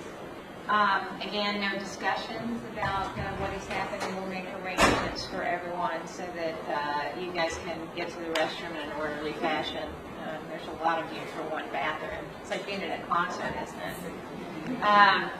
Okay, so I will excuse you and see you back here at about 11:45. Thank you, ladies. Safety Insight, which is a company that my partner and I run, and we provide consulting services for law enforcement. In addition to that, my full-time job is that of a police officer. I'm currently the police chief in a community called Post Falls, Idaho, which is up in the Pacific Northwest, up near Spokane, Washington. And I don't know, Mr. Hogue, if you could either, or Chief Hogue, however we should call you, pull your chair a little closer, maybe the mic will pull a little closer. Is that better? That's good. Where's Post Falls? It's in the Pacific Northwest. We're right next to Spokane, Washington, about 5 hours to the east of Seattle, Washington. And maybe if you could talk a little bit about your career as a police officer. Yeah, I started my career in law enforcement with the Post Falls Police Department in 1986. I started, my first law enforcement job was that of a police officer. I promoted to sergeant, administrative sergeant, lieutenant, captain, and have been the chief of police of that organization since August of 2009. How big is Post Falls it Idaho? Yes. How big a town is that? We're a community of about 35,000. In the metropolitan Spokane, Kootenai County area, there's about 400,000 people in our metropolitan area. And then how many officers work for you or do you supervise in Post Falls? We have about a total of 100 employees and volunteers. About 45 of those are sworn police officers. And could you tell the jury a little bit about your educational training and background? Yeah, I have 2 degrees. I have a college degree in law enforcement from North Idaho College, as well as a degree in administration of justice. I'm a graduate of the FBI's National Academy in Quantico, Virginia, the 201st session of that academy. And I have a variety of other law enforcement training that I've attended as it relates to the use of force, arrest techniques, and defensive tactics. And what about teaching police officers? Has that been something that you've been involved in? For about the last 20 years, I've been a law enforcement instructor. I'm a certified instructor through Idaho Post, and I travel around the country and provide training on officer safety topics to law enforcement officers. I've taught in many states all across the country, from basically Alaska to Florida, and have had the opportunity to provide instruction to them. For about 10 years of my career, I was the lead instructor for North Idaho College, where I would provide law enforcement instruction, basically defensive tactics, arrest techniques, and use of force instruction to all of the new students coming through the law enforcement program at North Idaho College. And is there something called in your business a commission? Yes. What are commissions, and do you hold any of those? Yeah, so there are several commissions in Idaho as it relates to law enforcement. I was appointed by Governor Otter to the Post Commission. POST stands for Peace Officer Standards and Training. So it's basically the police academy for Idaho. I'm one of the commissioners that sits on that commission. And then in addition to that, I was appointed by Governor Otter to the Idaho Public Safety Communications Commission, which deals with 911 and radio-related type technology. And tell me a little bit more about your company, Chief Hogue. Yeah, Public Safety Insight is like I mentioned, a consulting company. We provide training across the country. We also provide expert witness testimony on a couple of different topics. One of those is use of force in police practices. The other one that we specialize in is technology. I've been involved in law enforcement technology for, again, about 20 years and have implemented and used and managed a variety of different law enforcement technology programs. Related to this issue, a body-worn camera, I have been recognized as a subject matter expert on the use of body-worn camera, and again have been involved in a body-worn camera program from the purchase, the implementation, the training, and the management of that program. And I actually do wear a body-worn camera currently in my duties. And have you been recognized as an expert in court prior to today? I have, yes. And have you testified both in use of force and use of law enforcement technology about body-worn camera technology? Yes, I have. And Judge, I would ask him to be recognized as an expert in those areas. I was just going to, Mr. Matthews, do you have any objection to that? No, Judge. Okay, thank you. He'll be recognized as an expert. And Chief Hogue or Mr. Hogue, how often would you testify if you could let the jury know either for a police officer or against a police officer? I've been retained as an expert in about 13 different cases, and the majority of those have been on behalf of the police officer. There's only been 2 that I have accepted, this being one of them, that is on the other side of the police officer, if you will. So 11 times for the officer, 2 times including this one against the officer? Approximately, yes. Okay. And would it be fair to say that you're paid for your services, you and your company? Yes, Public Safety Insight does charge for our expert witness testimony. And did we, wasn't me, but other prosecutors speak to you, I guess it was in 2016, to hire you to give your opinion as to the reasonableness of the force used in this case? Yeah, I was actually hired in, I believe it was 2015. The fall of 15? Yeah, fall of 15 to examine this case. And Mr. Hogue, if you could relate to the jury in your own words about, since my office hired you, do you feel a responsibility, or is there any kind of plan because we're paying you that you should testify or agree with what we want you to say? No, not whatsoever. My opinion is what my opinion is, regardless of who I'm working for. So it doesn't matter who hires me. I provide the opinion that I think is accurate based on the training, the experience, and the research that I've done in that case. Do you give an opinion to the party that hires you to justify their side? No. Do you give an opinion to the party whether it helps or hurts? Yes, regardless of the outcome, that's the opinion that is given. And could that either be to support or reject the opinion of the side that hires you? That's correct. Now, talking about this case, what documents and information have you reviewed in the, I'll call it the Tensing-Dubose case? I was provided approximately 70 plus pieces of evidence. I want to say 73 pieces of evidence in this case, and I've reviewed body-worn camera from Officer Tensing, Officer Lindensmiths, Officer Kidd, as well as others. I've reviewed reports, lab reports, incident reports. I've reviewed the scene photographs. I've reviewed the OPATA training, the Ohio Peace Officer training documents. I've reviewed the University of Cincinnati policies as it relates to this matter, and many more pieces of evidence. And why is it important to you, Mr. Hogue, to review those type of documents, videos, and other evidence? In forming an opinion on a case like this, you look at what they call the totality of the circumstances. You look at all of the evidence and come up with a decision. And so in order to do that, you have to look at all of the things that I just talked about to come up with an opinion. The other thing that I've reviewed is case law as it relates to this matter as well, is what have the courts said in regard to how to handle these type of situations. So you take all of this information and add in the training that I have and the experience, and you come up with an opinion. Okay.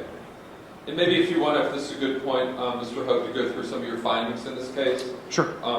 As far as, in your opinion, was the stop of Samuel Dubose justified? Yes, Officer Tensing was in a marked police vehicle wearing a uniform. He observed a traffic violation with no front plate on what turned out to be Mr. Dubose's vehicle. He made a traffic stop, and I think he had probable cause to make that traffic stop. And do you feel that the initial stop was reasonable and appropriate? Yes, I do. And as far as the initial approach to the Dubose vehicle, was that appropriate as well? Yes, I thought he was professional. He walked up to Mr. Dubose and identified himself, asked for his driver's license. That's very reasonable and professional. And how are police officers trained to approach a vehicle in a traffic stop? During traffic stop training, there is a series of different techniques that an officer would be trained on how to approach a vehicle. There is what's called a driver's side approach. So an officer, as they're approaching the vehicle, would be trained on how to approach, typically to stay behind the B pillar of the vehicle to prevent, if something were to happen, to try to reduce the risk to the officer. There's also what's called a passenger side approach. So an officer may, depending on the circumstance, want to approach the vehicle on the passenger side and contact the driver through the passenger window. And both of those are reasonable ways of approaching it, but there are different ways of providing that training to police officers. And I think we all saw in the video, we've seen it a lot over the course of this trial, where Mr. Tensing asked Mr. Dubose for his driver's license. Do you recall that? I do, yes. And do you recall hearing or seeing in the video where Mr. Dubose says, I'll give you my name, you could run me or check me out, I'll give you my name? Yes, that's correct. I did see that. When Dubose was offering his information, what would have been an appropriate response for Officer Tensing at that point?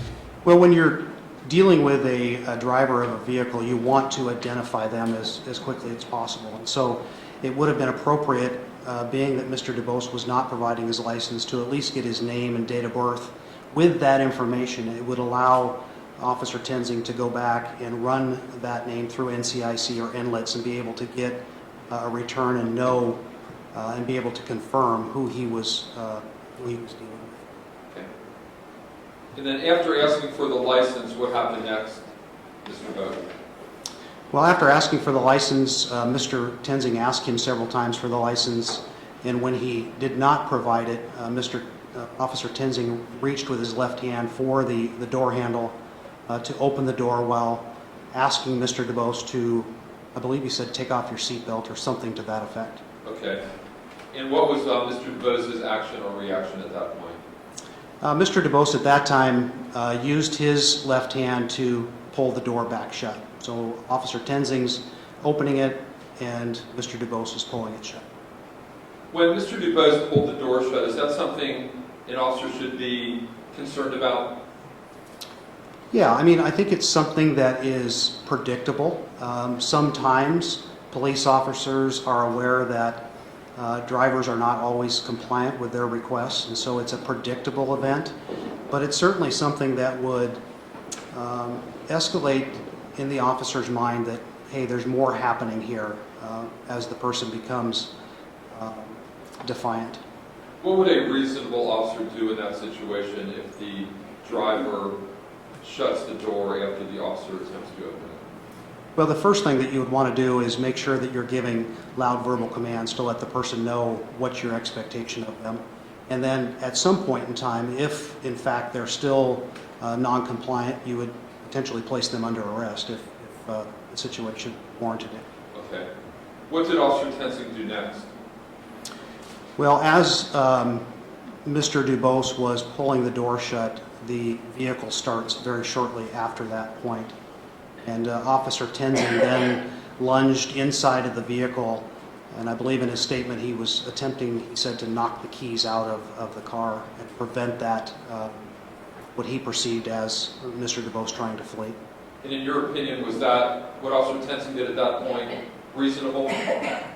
No, that was not reasonable. It's a dangerous situation to try to reach in to a vehicle that you think is going to flee. We know as police officers that officers have been killed, officers have been injured when they become attached to a vehicle. And so you do not want to lunge inside of a vehicle. The OPATA training manual on traffic stops in 3 separate areas tells the officer not to do that. And so our training tells us not to reach into a vehicle under these circumstances. And then finally, the likelihood of success of knocking the keys out of a car is almost zero. I mean, think about it, you have to turn the key off, the car has to be in gear to be able to get the keys out. It would be virtually impossible under these type of circumstances to be able to knock the keys out of the ignition as was described. And how does the nature of the stop, Officer Hope, play into this? That being a minor traffic stop, how would that impact what then Officer Tenzing did? Yeah, that's one of the things that as police officers we consider is the seriousness of the offense when you're dealing with a driver. So you have someone here who is defiant, and what you know that you have is no front license plate, which is a minor violation, and maybe no driver's license. I don't think it had been determined at this point whether the driver had a license or not. So it's a very minor offense, and you would certainly want to take that into consideration when you're deciding how to handle this situation. And again, you were talking about OPATA training says in 3 separate places not to reach into a vehicle. That's correct. Is that training that the defendant would have been taken and been aware of? That's correct. It's my understanding that Officer Tenzing graduated from the Police Academy in 2012 timeframe, and he would have gone through that training. Okay. As far as what Officer Tenzing had done as far as lunging into that vehicle, would you say that's tactically sound or unsound? It's tactically unsound for the reasons that I described before. It's very unsafe to do that, and hence the reason that our training encourages that we don't do that. And as far as the degree of the error, the tactical error, would that be a minor tactical error or a serious tactical error? It could be a fatal tactical error. So I would consider that very serious. As I mentioned, we have seen officers injured, we've seen officers killed when they lunge inside of a vehicle. And it's happened several times. In fact, I think it's happened once here in Cincinnati. And what other options did Tensing have in dealing with Mr. Dubose' actions? Well, in this situation, considering the minor nature of the offense, one of the things that he could have done is simply had his backup officers try to pursue Mr. Tensing if he were to flee. You'll notice on the video as this is happening, Officer Lyndon Smits and Officer Kidd are arriving on the scene at about the same time. He simply could have de-escalated, disengaged, and had them try and stop Mr. Tensing instead of lunging inside of that vehicle. Just step back, let him flee. Step back, or he could have gone to his patrol car and tried to stop Mr. Tensing again. That happens across... Mr. Dubose, I think you meant. I'm sorry, Mr. DeBose, Sure. yes. That happens across this country all the time where people flee from law enforcement, and that is the proper procedure. It's to try and stop them. Or, worst case scenario, you're dealing with a no front plate. We can always find the person later. If you refute Officer Tensing's statement made on July 21st, 2015, Yes. and he made several statements that I'd like to ask you about, Chief Hogue. Based on your review of the evidence, I'd like to ask you if you observed Tensing stated he was caught inside the vehicle. Did you see that in your review? I reviewed his video, and I've actually reviewed the video with the forensic video expert, Grant Fredericks, and I did not see that anywhere in that review. Would it help you to put that up on the screen now to illustrate your point? Sure. And you have your own screen and laptop. I do. This is the information that Grant provided yesterday off of that same thumb drive. Okay.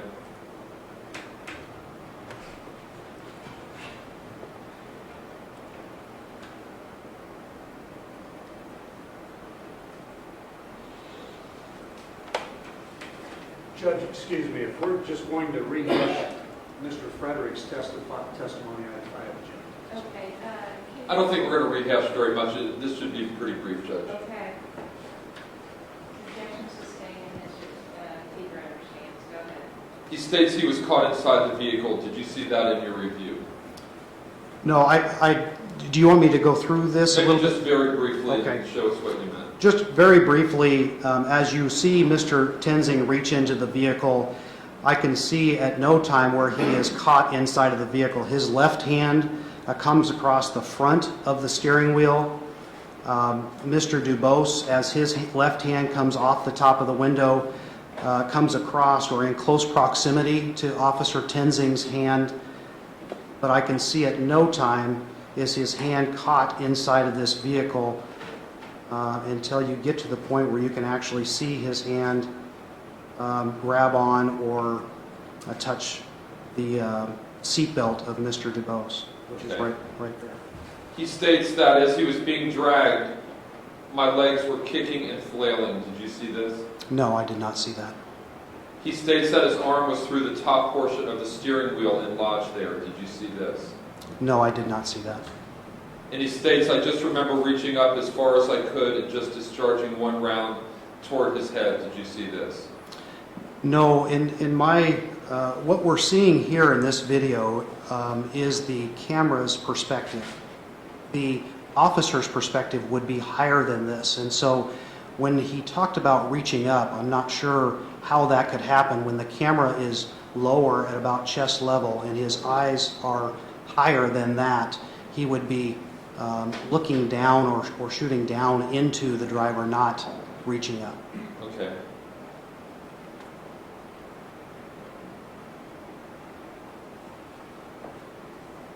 And I don't know if there's a slide 144 we could go to. What are we seeing here? Well, there has been some discussion about the hand being trapped against the steering wheel, and I think that what this shows is that although the hands are in close proximity, there's no way to know for sure what exactly is happening here because of motion blur.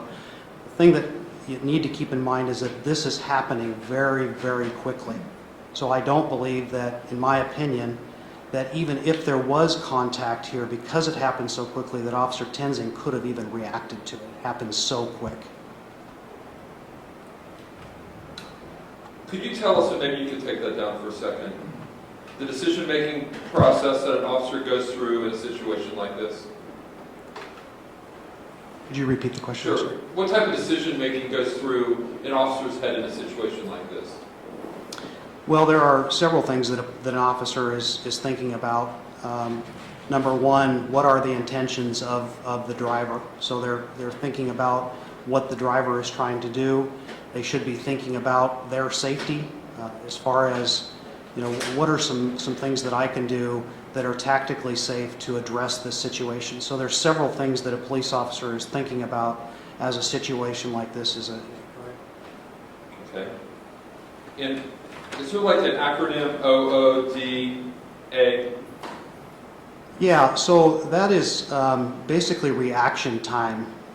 In an incident like this, an officer has to react to the stimulus that's being provided to them. So all of us are faced on a daily basis with situations that we have to react or respond to. And there's a decision-making process that we go through hundreds, if not thousands of times every day. For example, if you're driving down the road and someone stops immediately in front of you, you see the brake lights, and you have to take some type of action to prevent that from happening. And most use of force instructors use what's called the OODA loop process that was developed by John Boyd, United States Air Force commander.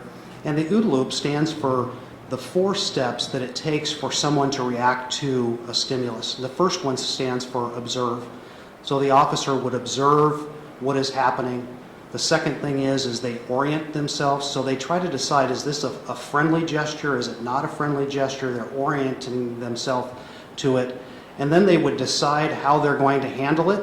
So in the brake light scenario that I told you about, you would decide that you're going to take your foot off the gas and apply the brake. And then the final step in that is the act. The A stands for act, and that is to actually take the action and do that. All of that takes time. And it depends on the situation. There are a lot of different variables, but every time someone responds to a situation, there is a reaction time or an OODA loop process that occurs when an officer is responding to that.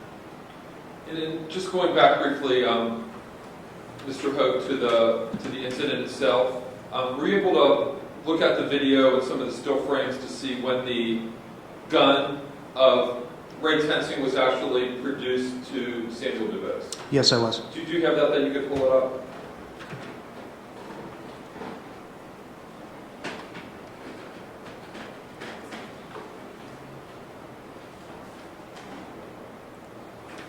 So this is a clip off of the raw footage that Grant has talked about. And you can see in the upper right-hand portion of this video, Officer Tenzing's right hand on the hood of the vehicle and his left hand is on the door handle. Okay.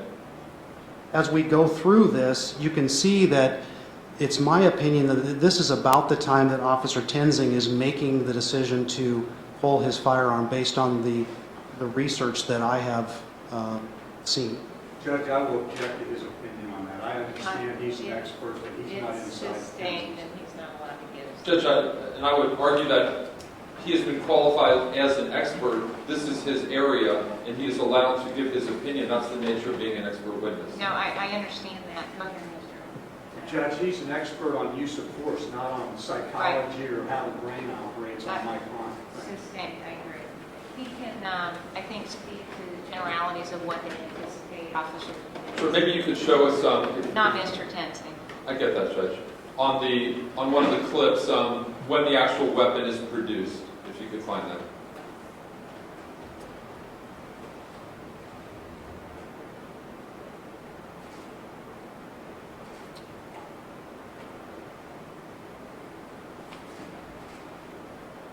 So this is the first slide where we see the weapon come into view. When I'm talking about reaction time, there have been studies that have been done.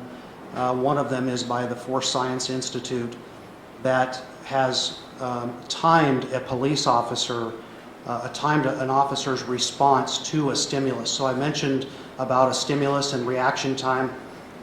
Bill Lewinsky and the Force Science Institute was able to test that with several officers from the Los Angeles Police Department and to determine that with a level 3 holster, which Mr. Tenzing was wearing at the time, it takes approximately 2 seconds to draw and fire one round. Although we do not know when Mr. Tenzing made the decision, we know from research that it takes the average officer about 2 seconds to go through that OODA loop process that I mentioned. The image that you have up there, Mr. Hogue, do you have the actual frame number? Because I know Mr. Fredericks had that attached to a certain frame number.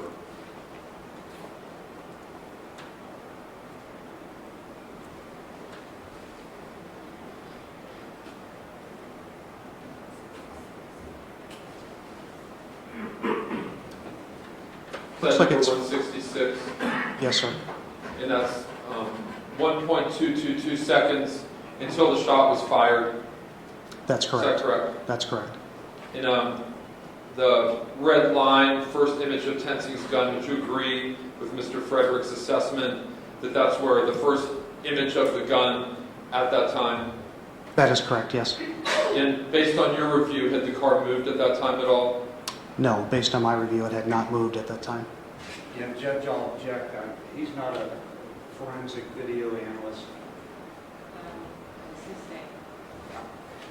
Again, all we're doing here is rehashing Grant Fredericks. I agree. Judge, I'm glad Mr. Matthews knows what we're doing, but I think I have a reason for going through what I'm Okay, going through. but you said it would be quick, and I understand I get it, but this is virtually the same as we just heard, so go ahead.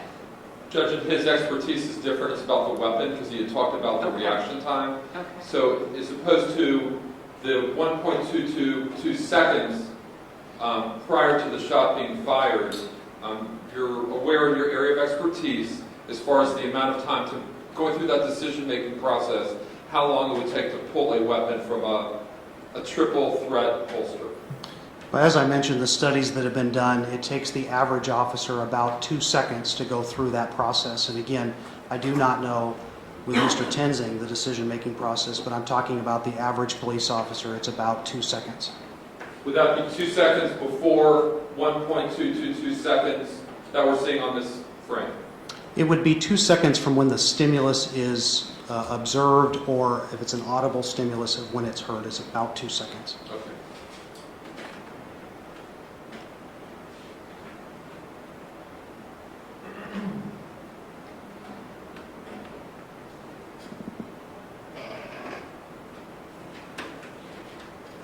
After the shot is fired, Mr. Hogue, what happens next? Well, after the shot is fired, the vehicle leaves, and Mr. Tenzing, as I recall, falls to the ground as the vehicle was leaving. Okay. Now, you talked a little bit earlier about case law. What is case law?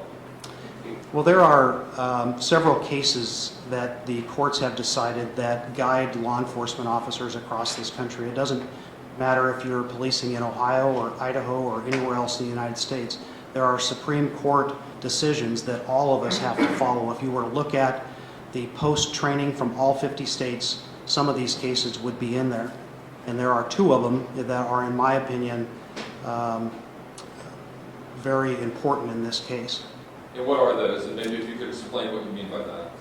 The first one is the Tennessee versus Garner case. That's a case that the Supreme Court decided in 1985. And what the Supreme Court decided in that case is that... Judge, I would object to his reciting what was decided in the cases. Judge, I think it reflects on his opinion in this case. I'm going to overrule that objection. Go ahead.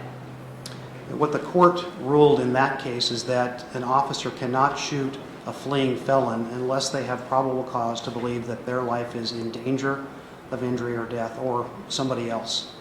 You cannot shoot a fleeing felon unless you think you're in danger or somebody else is. The second case is Graham versus Connor. That was a case that was decided by the Supreme Court, and again laid out guidelines for police officers as they use of force during their performance of their duties. It did not provide a bright line, but it did provide some guidelines for a police officer as they use force throughout their job. And the Tennessee versus Garner, is that the so-called fleeing felon rule? That's correct, yes. And that stands for the proposition of what, Mr. Hogue, that you can't shoot a fleeing felon? Exactly. It comes from a case in Memphis where two police officers responded to a burglary in progress. There was a young teenager that was fleeing from the scene. The police officer testified that he knew that the teen was not armed, and as the teen started to jump a chain link fence, the officer shot and killed the teen. At that time, under Tennessee law, you could shoot a fleeing felon.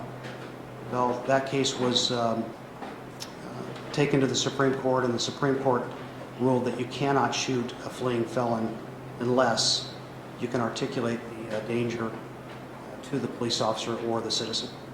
And would that be contrary to acceptable police practices then, shooting a fleeing felon? Yes, it would. And would that disregard all the basic safety procedures also? That's correct, yes. And then you're saying that you can only use deadly force to protect yourself or others from death or great bodily harm? That's correct, yes. And in your review of this case, is Samuel DuBose trying to hold Officer Tensing and trapping him in some way in this particular case? I saw no evidence of that in this case that I reviewed. And when Officer Tensing drew his weapon, had the Samuel DuBose vehicle moved at all? I do not believe that it had, no.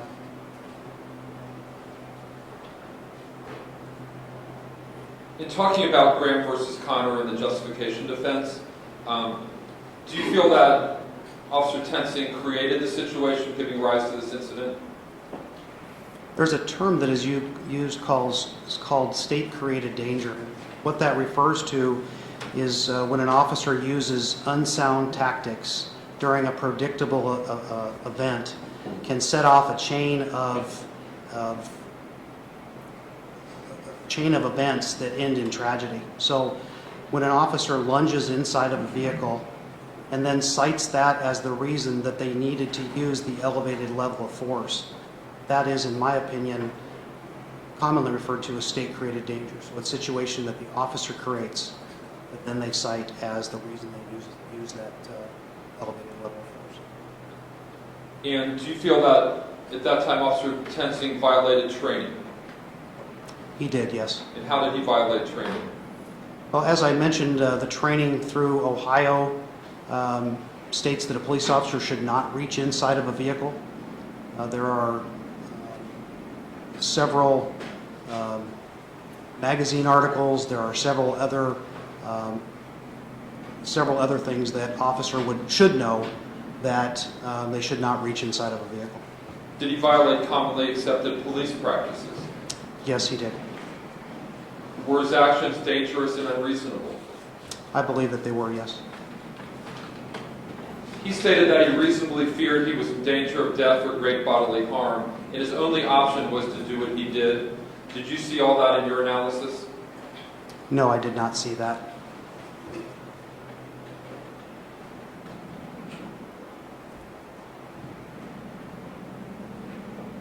As far as an officer's job in terms of what they do on a day-to-day basis, are they normally placed in rapidly evolving situations? Is that the nature of what you do? Yes. And is there training to cover that? Yes, officers are, during training, placed in situations commonly. It's referred to as reality-based training, where an officer would be placed into a situation in a training environment and be able to work through how best to handle those situations.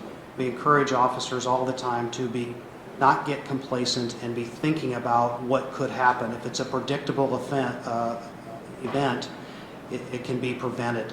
And that's what I saw in this incident here. I think it was very predictable what was happening, and there certainly was other options for the officer. Do you have an opinion, based on your expertise, Mr. Hogue, as to the reasonableness and lawfulness of Tenzing's use of deadly force against Samuel Dubose?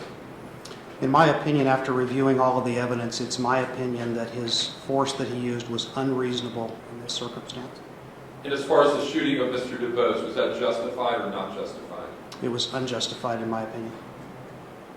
And even if there was a tactical error in this case, would that change your opinion, or how does that affect your opinion at all? It would not change my opinion. I think there was tactical error made in this case. In reviewing the video, I can see at no time was Mr. Tenzing tangled in the vehicle. He simply could have de-escalated the situation by stepping back and using some other method to apprehend Mr. Dubose. So even though there was a tactical error, it still wouldn't be justified in your opinion? Because there's no evidence that he was in fear of death or great bodily harm? That's correct. Just one moment, Judge. Okay.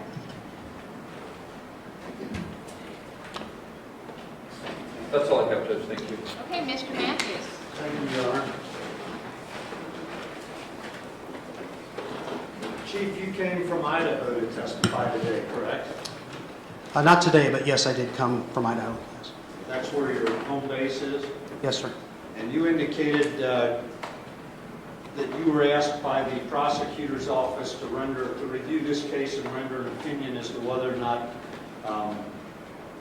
Officer Ray Tenzing was justified in the use of force that he used in this case, correct? Yes, I was contacted in 2015 and asked to provide assistance in this case and an opinion. And you indicated that you're being paid for your opinion? That's correct. Public Safety Insight does charge for this service.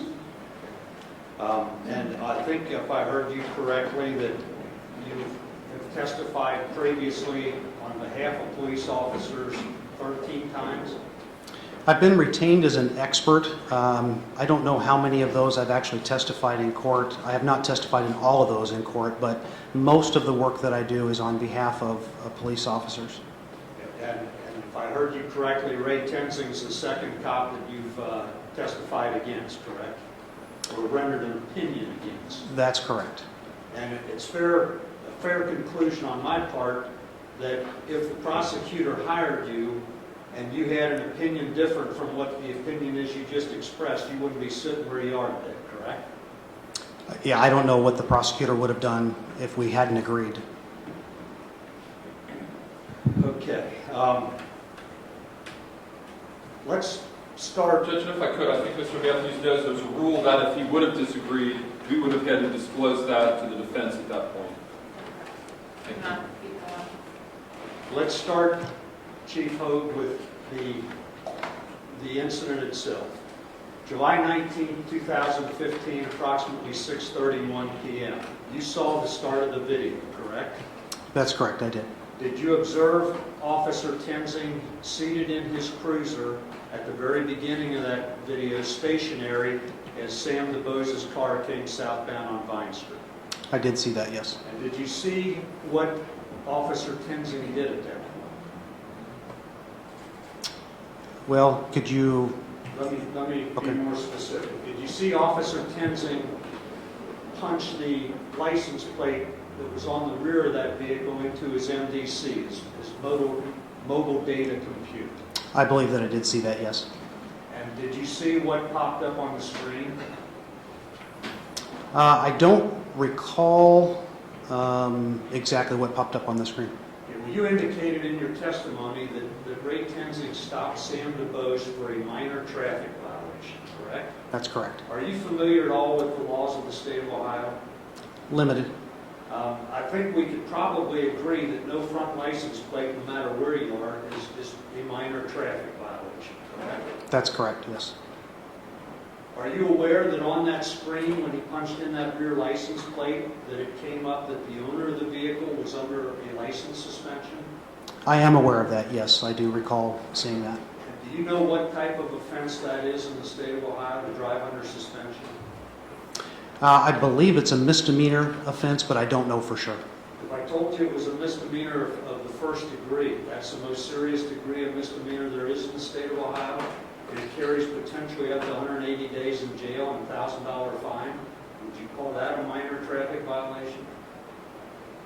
I wouldn't call that minor, no.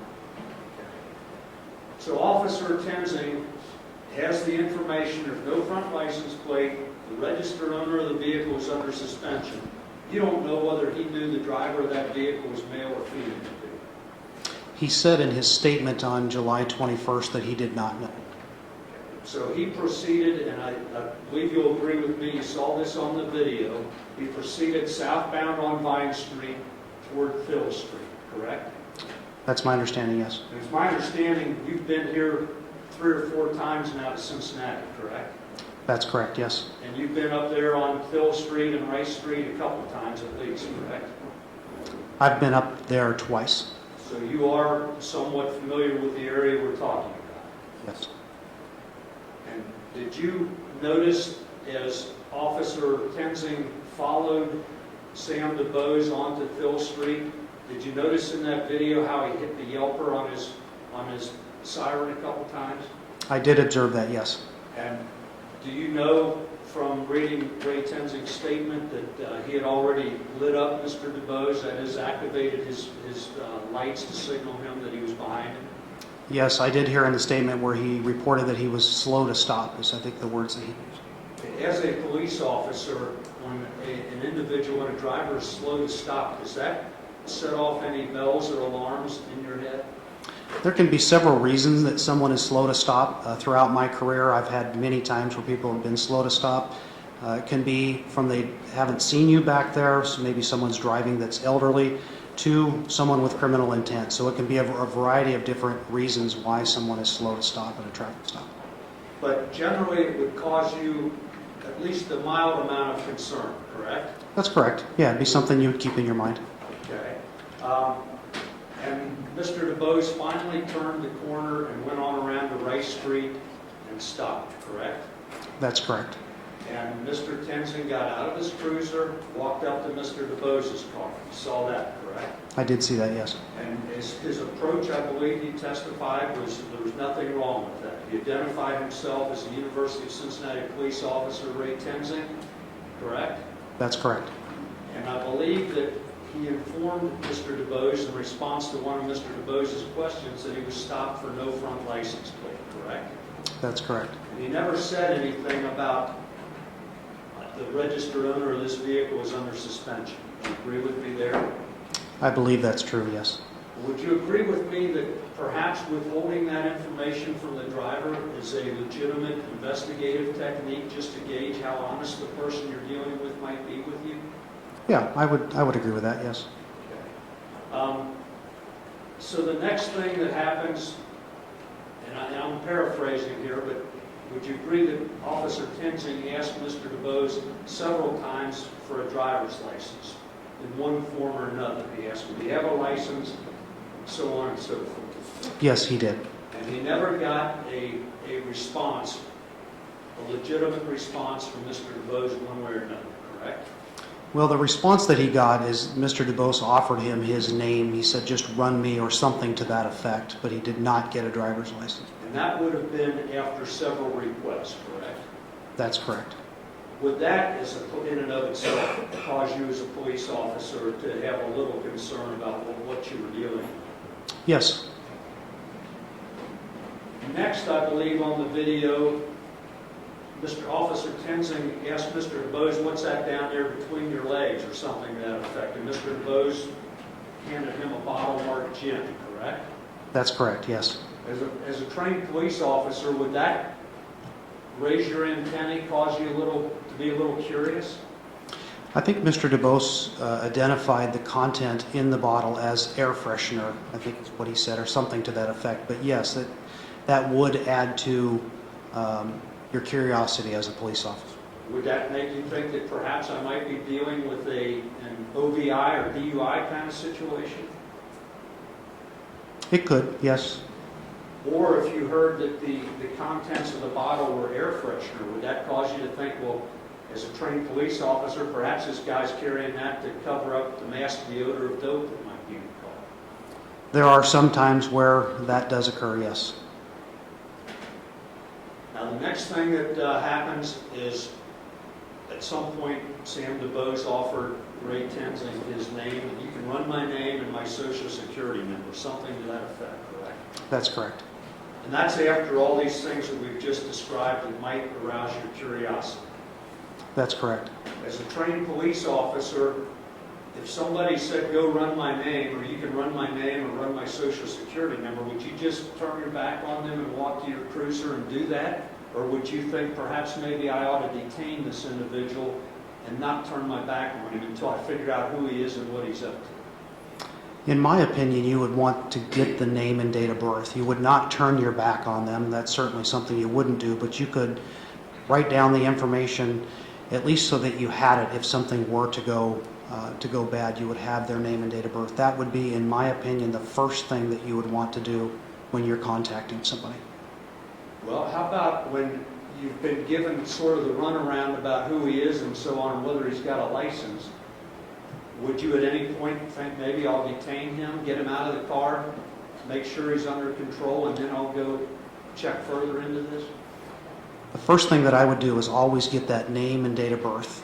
And regardless if it's accurate or not, you want to get that information. It's the first step. Then detaining them would probably be a good option.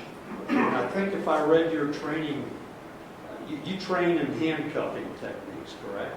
That's one of the topics that I train in, yes. Have you ever heard of I'll call it for want of a better term, handcuffing the car technique?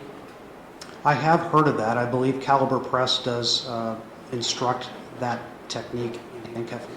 And can you explain to the ladies and gentlemen of the jury what that technique is, or how it works?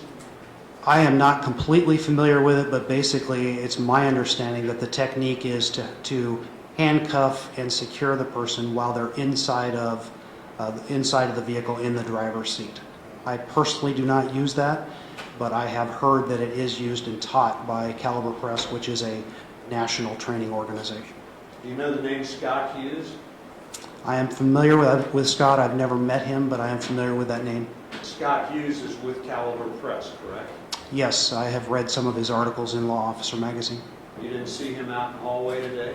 I was told he was out there, and again, I've never met him before, so I don't know him. Okay. In order to handcuff somebody while they're seated in the car, it would be necessary to open the driver's door, correct? Yes.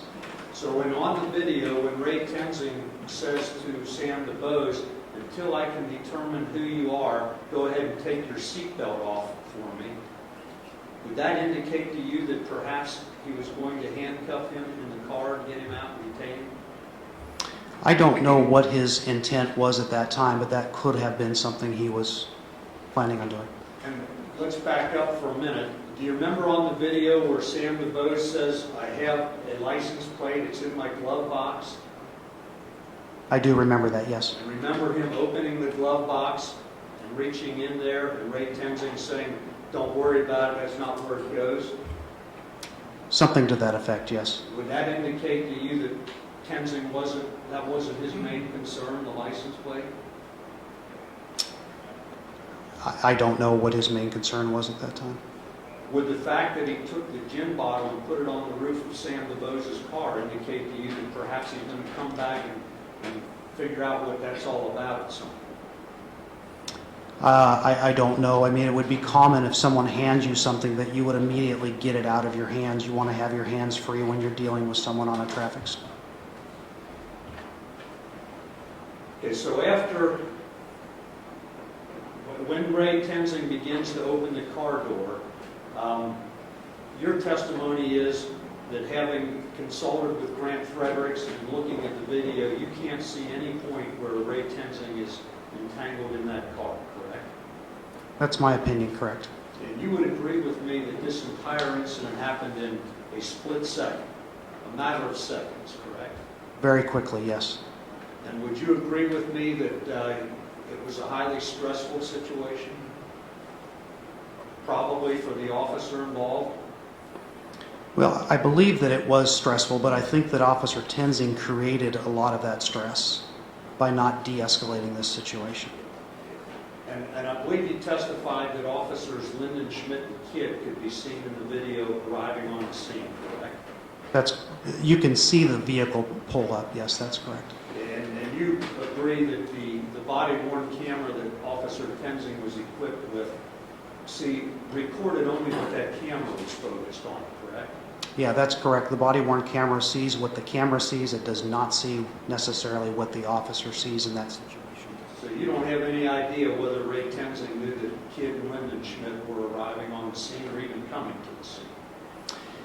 I don't know for sure. I can tell you that he would have had a radio on, and Lyndon Schmitz and Kid would have checked out on scene, so he may have been able to hear that, but I do not know what Officer Tenzing saw or heard.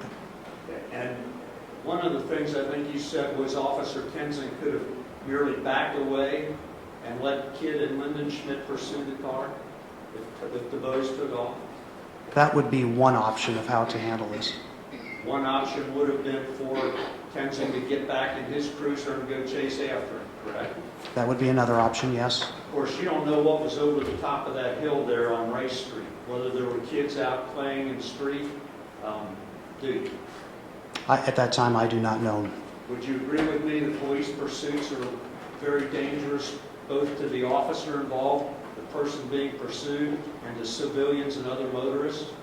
There are risks associated with police vehicle pursuits. That's correct, yes. In fact, it's a good idea not to get into a pursuit. Right?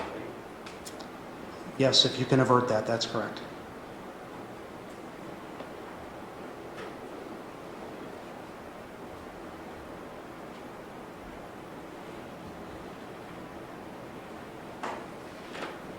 Okay, so as Ray Tenzing is reaching into that car, am I correct in saying that that's the first place where you think he committed a tactical error? Yes, I believe that the first, as he's reaching into the vehicle, was a tactical error. Yes, I believe. Okay. And would you agree with me that officers sometimes react instinctively? Yes, they do. Officers do act instinctively, but they should be able to act on their training and experience as they act instinctively. And you indicated in your testimony that you've reviewed the OPATA manual, and I think you said it says 3 different places you should not reach into a car, correct? That's correct. Are you familiar with that portion of the OPATA manual that suggests that the officer should never reach into a vehicle or grab anything near the suspect with the dominant hand? I believe if you have the manual, the correct version of it, it would be on page 31 in the vehicle stops and approaches section at the very bottom. Yeah, this is the OPATA manual. It's not the complete manual. These are the 3 pages that talk about whether an officer should reach into a vehicle or not. On page 31 of 72, number 16, subsection I, it says the officer should never reach into a vehicle or grab anything near the suspect with the dominant hand. Okay, what would that... Judge, I don't think he was done with his answer, Judge. I'm sorry, go ahead. And it says 2 other times on page 46 that the officer should not reach over the door to the suspect.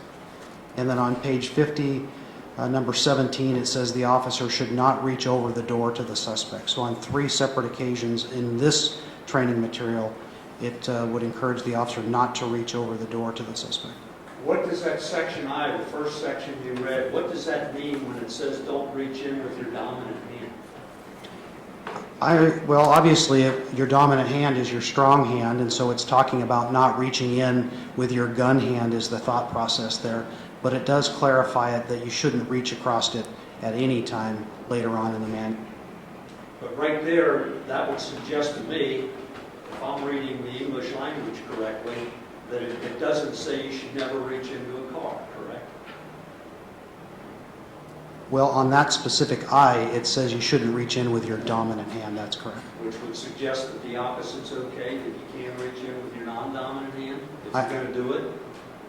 I don't read it that way, and that would not be safe to do that.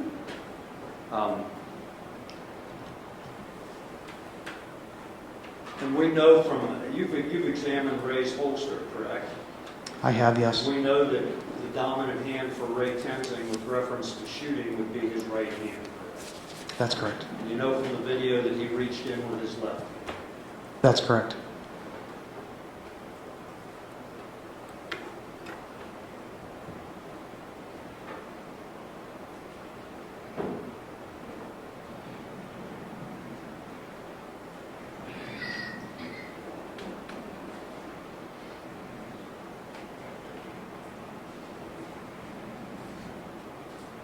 You would agree with me that a police officer can lawfully detain a motorist without placing them under arrest, correct?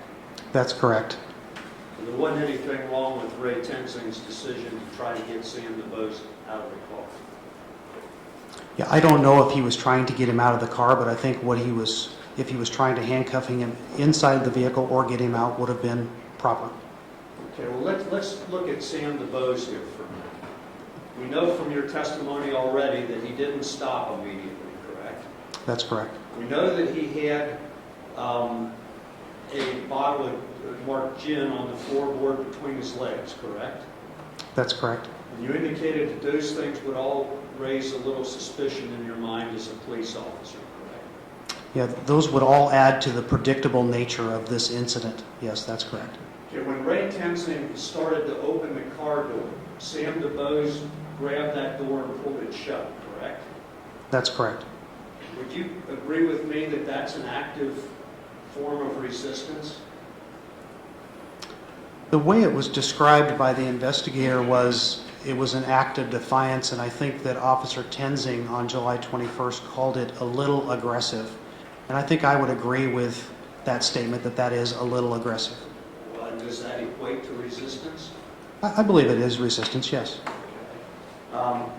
And how about when Sam DeBose then started the car again?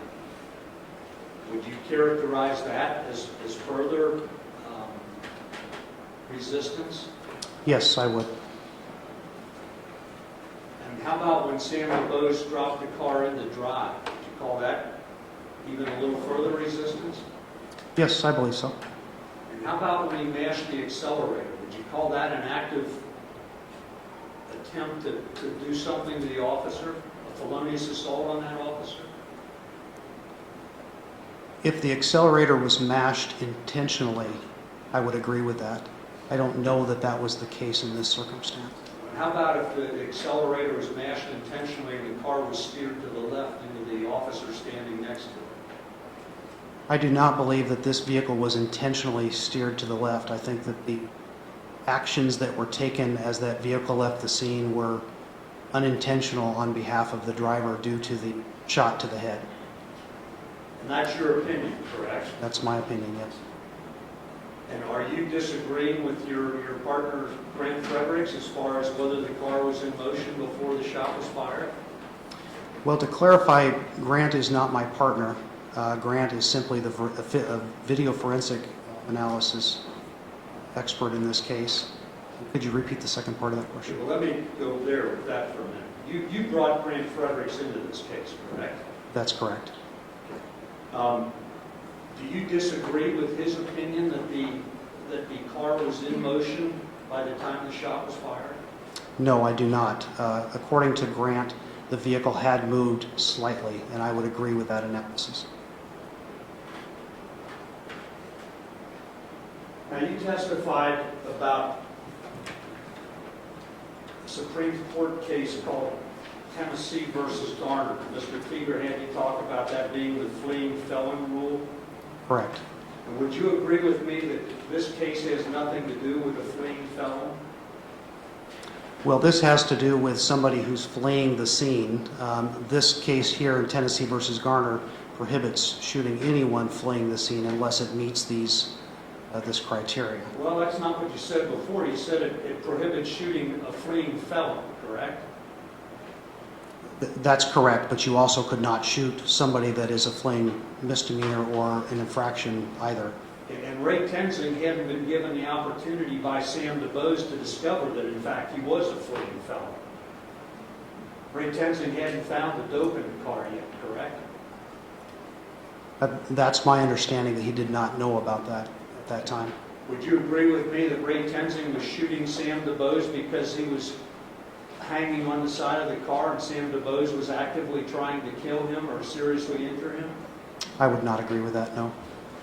Would you agree that that's the kind of situation that Graham versus Connor applies to? Graham versus Connor does apply to this case, yes, that's my opinion. And Graham versus Connor talks about rapidly evolving situations, and we shouldn't engage in 20/20 hindsight when evaluating whether a police officer acted reasonably, correct? Graham versus Connor is the reasonableness test, is what that case law outlines, is that the officer's actions have to be objectively reasonable based on a police officer under similar circumstances.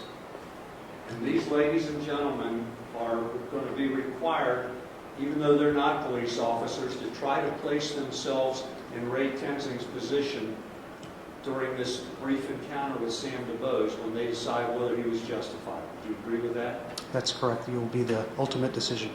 And Chief, is it your opinion that a police officer who makes a tactical error that leads to the escalation of an event forfeits his right to be free from death or great bodily harm because of that tactical error? No, I don't believe that, but in this situation, Officer Tenzing could have simply stepped back and de-escalated it. He was not entangled in the vehicle and certainly could have handled this in a different fashion. And because it wasn't handled in a different fashion, was he supposed to, is it your opinion that he should have just let happen whatever was going to happen? No, I think he should have stepped back and de-escalated the situation and got out of danger's way. And you saw how close he ended up to the rear wheels of that car, correct? I don't believe it shows how close he got to the rear wheels of the car. Well, did you see the other car that was northbound on Rice Street that almost did it? I did see the vehicle that was northbound on Rice Street. I did not see it almost hit. Peggy, could you lay it out?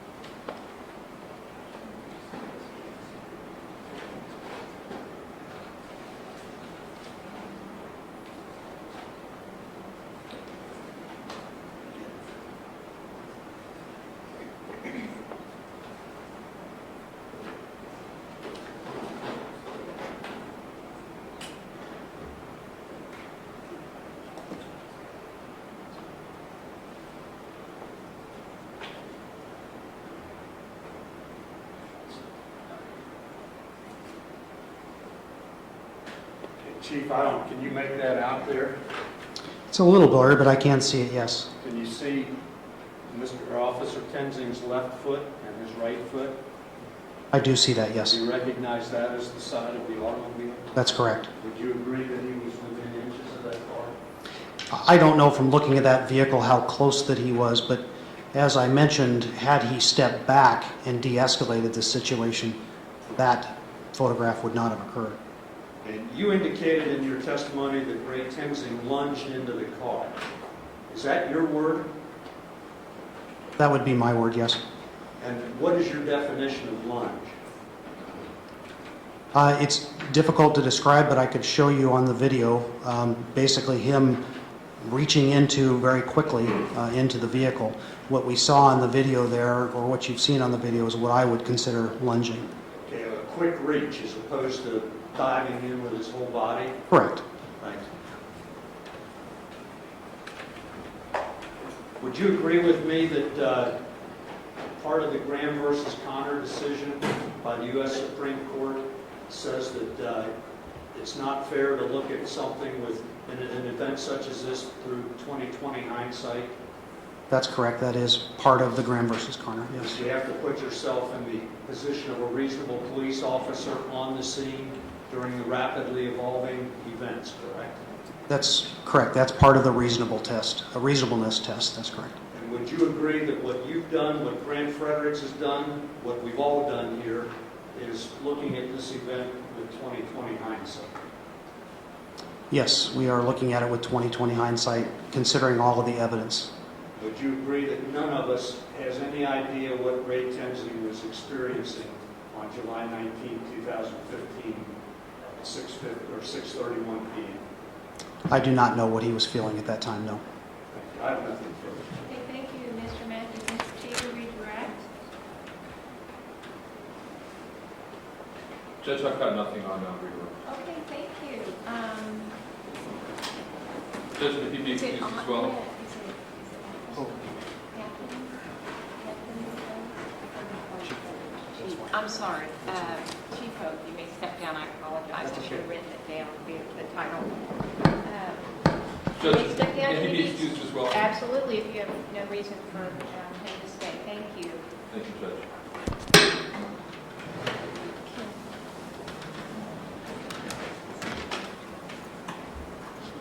Okay, ladies and gentlemen, you can stand up and get a stretch here. We've got another witness coming on.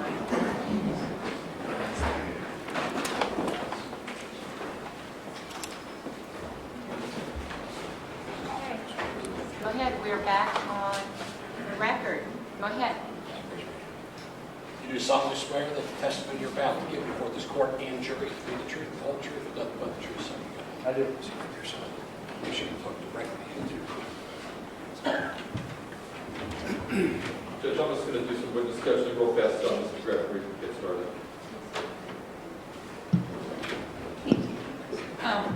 Can you please say your first and last name for the record, spelling your last name? Sure. My name is Scott Hughes, Hughes. And how are you employed? I'm currently the Chief of Police at Hamilton Township in Warren County, Ohio. Okay, and how long? I've been the Chief of Police there for about a year and a half. And can you please just give a little background about yourself, a little bit about your police experience? Sure. Originally, I started out in the mid-'90s as a part-time police officer in Green Hills, Ohio. Elevated from part-time to full-time, was there for a few years, left to become a police officer in Springfield Township. I was in Springfield Township for about 15 years where I rose through the ranks, left there as a sergeant, took a position as the Assistant Chief of Police in Riverside, Ohio, which is in Montgomery County, just outside of Dayton. I was there for about 8 months when I took the chief's job where I am now in Hamilton Township. And in addition to your various roles as a chief and police officer and so forth, do you also instruct or teach other officers? Yes, ma'am, I do. And where and when did you begin to instruct officers? Beginning in about 1999 or early 2000s, I became a police academy instructor here in Ohio. And what qualifies you to teach? So to become a academy instructor, you have to go through a course. It's called instructional skills, where they basically teach you how adults learn, how to develop lesson plans, things like that. So once that once that course was completed, then that makes me eligible to teach various topics in the police academy. And what topics do you teach? I teach several topics in the academy. The one that I really focus on over the last several years has been traffic stops, also known as stops and approaches. And when you say stops and approaches, just tell us what exactly that covers in your class. In the police academy, stops and approaches just covers just traffic stop training. Everything from how to park your police car behind a violator's vehicle to how to approach the violator's car, what information you should ask for when you're speaking to a violator of a stop car, things like that. And how long have you been teaching that class? I've been teaching that since, like I said, probably around 2000 I started teaching the academy. And is that the only class that you teach, or do you teach other classes also? I also teach other classes. I work for a national training company called Caliber Press. And one of the courses that I teach is a class called TNT, which stands for Tactics in Traffic. And it's a class that I teach around the country that teaches police officers how to make traffic stops, how to ensure that what they were taught in the academy, they retain, things like that. All right. And have you ever taught Ray Tenzing? Yes, I did. All right. Can you point to him and ID him? He's seated at the defense table wearing the white shirt and the blue jacket. Will the record reflect identification by this witness? Stipulated. Yeah. Thank you. Now, when did you teach the defendant? I taught Mr. Tenzing in December of 2014. All right. And do you recall what course you taught him, or what course or courses? Sure, he took the tactics and traffic class. Okay. Is that the TNT one or the approaches? It's the TNT class. Okay. Could you describe basically what you teach in that course and summarize the main points or most significant points? We cover a lot of what I would call fundamentals with regards to traffic stops, much like what I teach in the academy. It's kind of the same stuff. I just teach this class around the country. So again, we start off talking about how police officers are injured or killed around car stops. We talk about vehicle positioning, and we talk about arresting violators. We talk about high-risk felony stops. We talk about different types of vehicles, how to approach an SUV, for example, compared to a motorcycle. Okay. And when you talk about positioning, what do you teach in your class? So we cover everything from how to park the car so that you don't get hit while you're standing up there talking to the violator, up to where the police officer should stand when they're talking to the occupants of the car.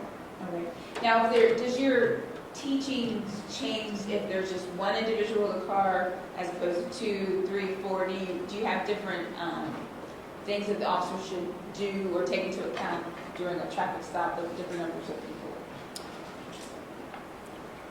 Unfortunately, traffic stops it's very fluid. It's a gray area, so I can't teach do this way every time because it's constantly changing.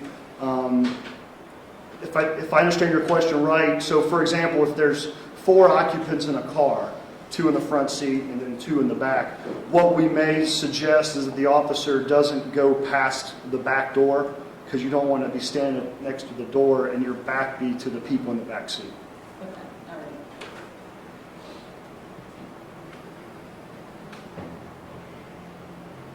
Now, do you teach anything in relationship to the keys or how you tell the officers to handle a situation with someone with the keys in the car?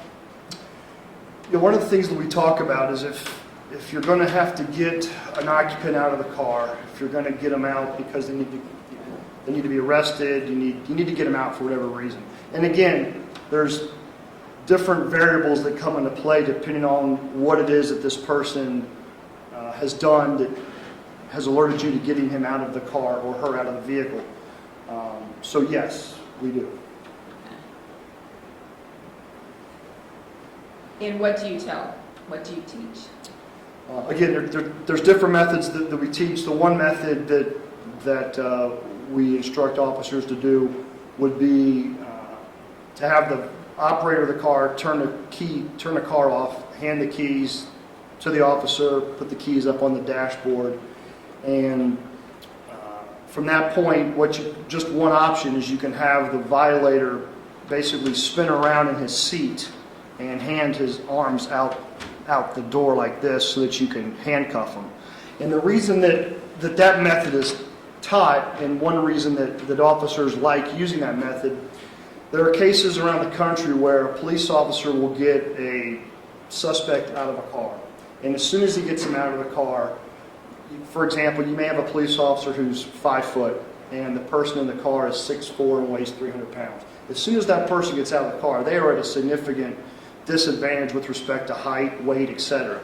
So by keeping the person in the car and having them spin around like I was showing you there, it allows the smaller officers who might be 5 foot to control that person versus having that individual get out.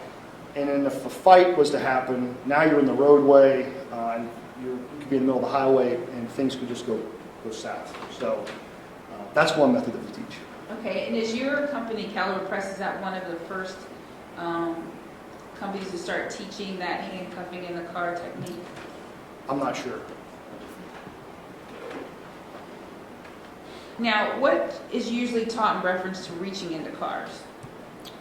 Generally, we discourage any officers from reaching inside the car, especially if the keys are in the ignition or the car is still in drive. Okay. I'm going to hand you what's been marked State's Exhibit 21A, and I will look at it and tell me if you recognize it. Yes, this is a screenshot of a PowerPoint slide that I use in some of the classes. Your Honor, I'd like to enter Exhibit 21A and publish it to the jury. No objection. Thank you. Go ahead.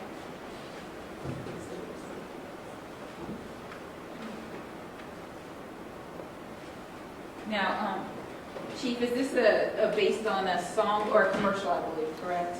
Yeah, this is a commercial from an insurance company that shows a car wrecking into the front yard of a house, and it shows the salesman there from the insurance company reaching into the car and trying to get the keys out of the ignition. And then once that happens, that's what pops up on the slide. All right, and so you're just trying to reiterate the fact that you never want to reach into the vehicle, is that correct? Correct.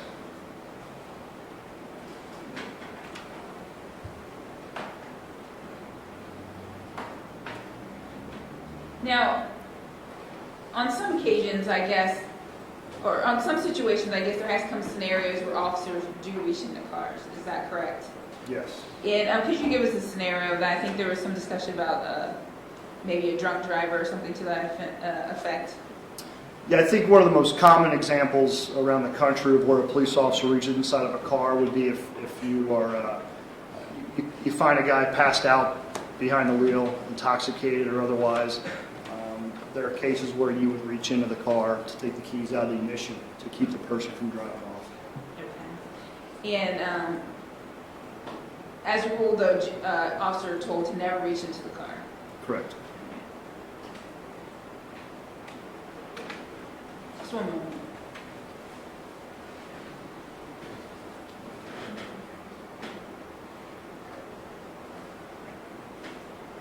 All right, thank you. I have no further questions. Mr. Graffery, can you remove that? Thank you. Okay, when you're ready, when she's done, go ahead, Mr. Matthews. Thank you, Your Honor. Chief Hughes, during your tenure at Green Hills Police Department in Springfield Township, did you know Ray Kenzie? I did. And that is because you worked with him or worked alongside of him on occasion? Yes, there was a period of time where I was in Springfield Township and Ray worked in Green Hills, yes. You knew Ray then, right? Correct. Okay. As a police officer, you've been qualified to use a firearm, correct?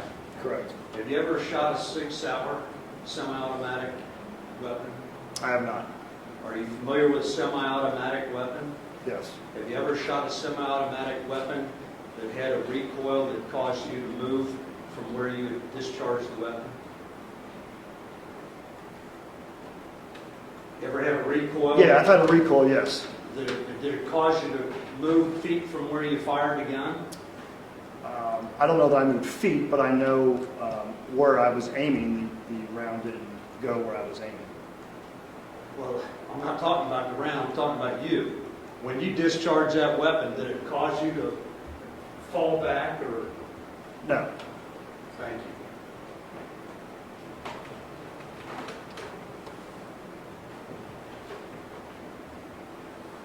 Now, you indicated that you've taught at the Police Academy at Butler Tech, correct?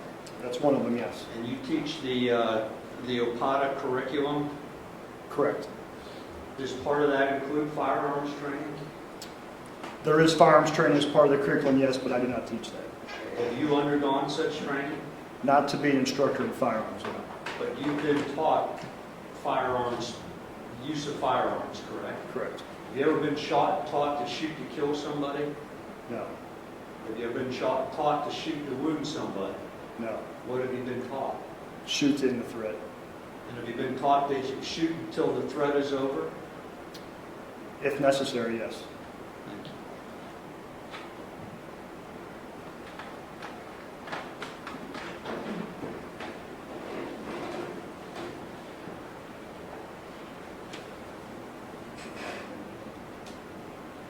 Chief, you indicated that, again, as part of your OPATA training, are you familiar with the section of the OPATA manual about stops and vehicle stops and approaches?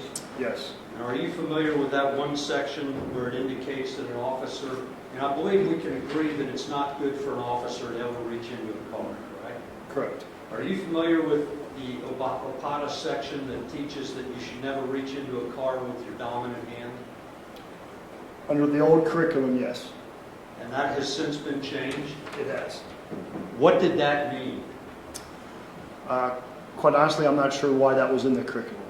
Okay, but But I'm sorry. go ahead. What I take from that is if you're going to reach into a car, that you never reach in with your dominant hand or the hand that you would hold your gun in.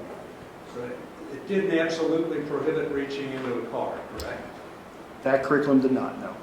And do you understand that, I think you testified that there are no absolutes in law enforcement, correct? Absolutely. Every situation is different? Correct. And would you agree with me that officers often act instinctively in situations Yes. where they don't have time to think about it, they just react? Yes.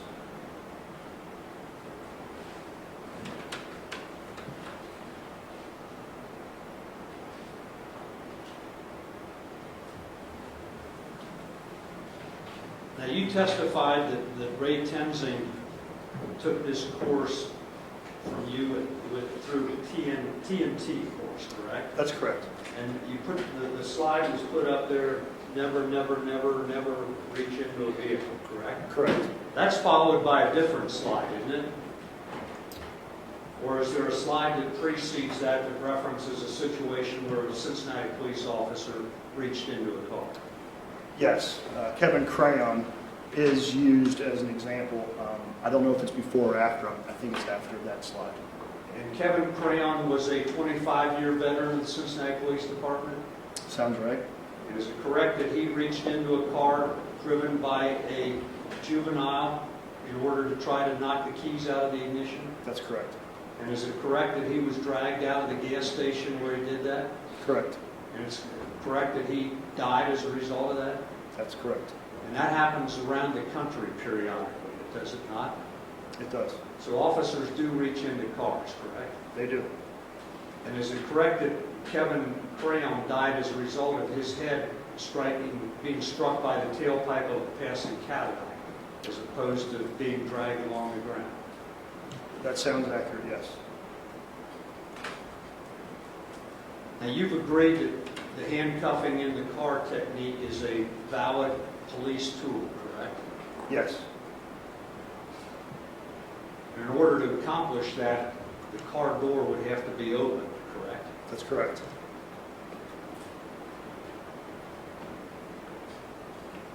In your experience as a police officer, and I assume that during your years you were a patrol officer on the street, correct? Correct. Have you ever had a car that did not stop immediately upon you signaling it to do so? Yes. Did that heighten your awareness or make you a little more alert or wonder what was going on? Yes.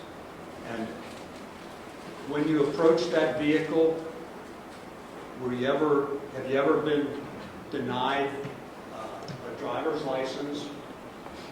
Yes. Have you ever encountered somebody who you asked for a driver's license and they didn't produce it?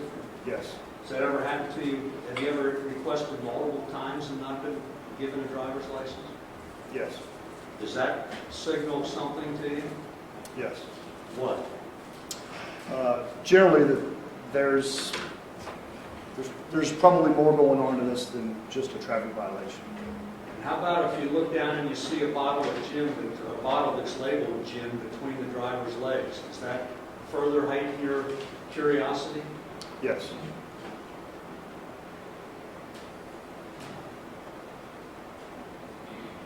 Would you at that point make a determination that perhaps I should figure out who this person is?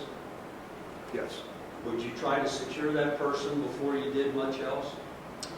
Yes.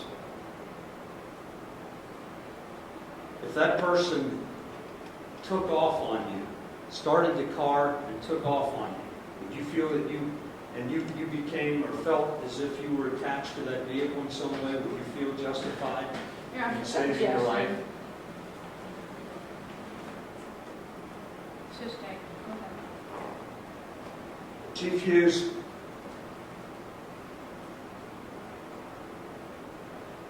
again, you would agree that the never, never, never, never reach into a car is the ideal procedure, correct? Correct. And would you agree with me that that frequently is not followed by officers? Yes, I would agree. And would you agree with me that officers around the country are dragged on a fairly regular basis because they don't follow that procedure? Yes.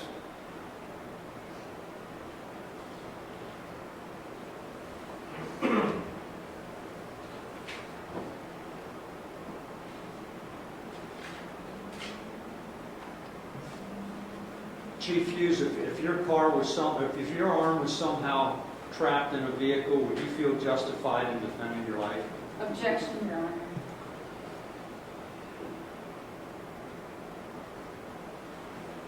Sustained. I got nothing for it.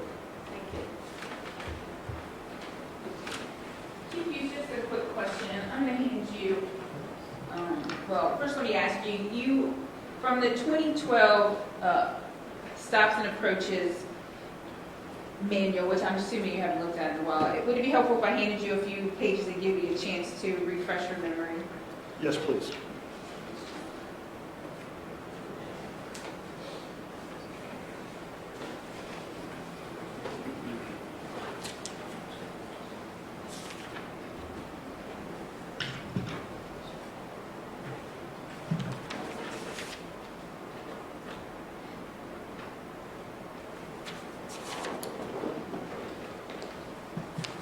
Okay. Thank you. So, Chief, on pages, I've only handed you pages 31, 46, and 50.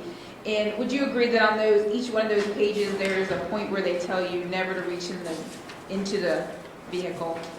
And as the defense has pointed out, on page 31, there is something about the dominant hand. Yes, there is. All right. And seeing it in those two other locations, did that change your opinion as to what, on page 31, what that means? So on page 31, it says the officer should never reach into a vehicle or grab anything near the suspect with the dominant hand.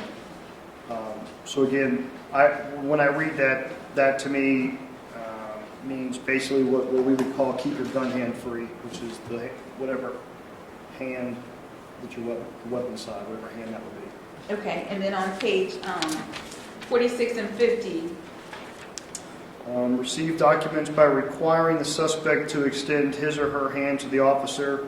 Officer should not reach over the door to the suspect. That to me is basically what it says. Have the violator hand their license out the window to you. Don't reach in the car to get it. And the last one says officers should not reach over door to suspect, which again I take that as meaning the same thing as what was previously said. so it's never reach over the door. Right. Okay, thank you. Thank you, Chief. Yes. Anything, Mr. Matthews? Chief, Okay. would you agree with me that that's all good in theory? Yes. And would you agree with me that it's frequently not followed? Yes.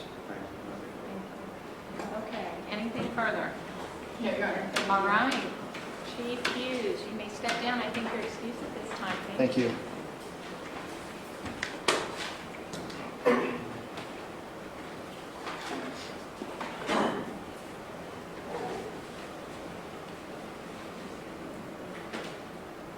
Okay, are we at a good stopping point?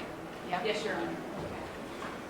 Ladies and gentlemen of the jury, I'm going to excuse you for the day. The same thing applies to yesterday. Please keep everything to yourself. No discussions with anyone. Please stay off the news and so forth, so that you can keep your mind free of any external factors here. Additionally, tomorrow we'll start at the same time. I told you that as the week goes on, depending on how we're doing with regard to witnesses, we may keep you slightly longer, particularly Friday. If we feel we're getting close, we may keep you longer in order to get it completed by Friday afternoon, okay? But I'll give you a heads up each day as to what's happening. Feel free to bring whatever you want tomorrow by way of snacks and drinks, and just make sure your drinks are covered when you're in here. And other than that, have a nice, it looks like it's raining, I kept looking outside, so, but have a nice, humid evening, and I will see everybody tomorrow morning. Thank you. All right.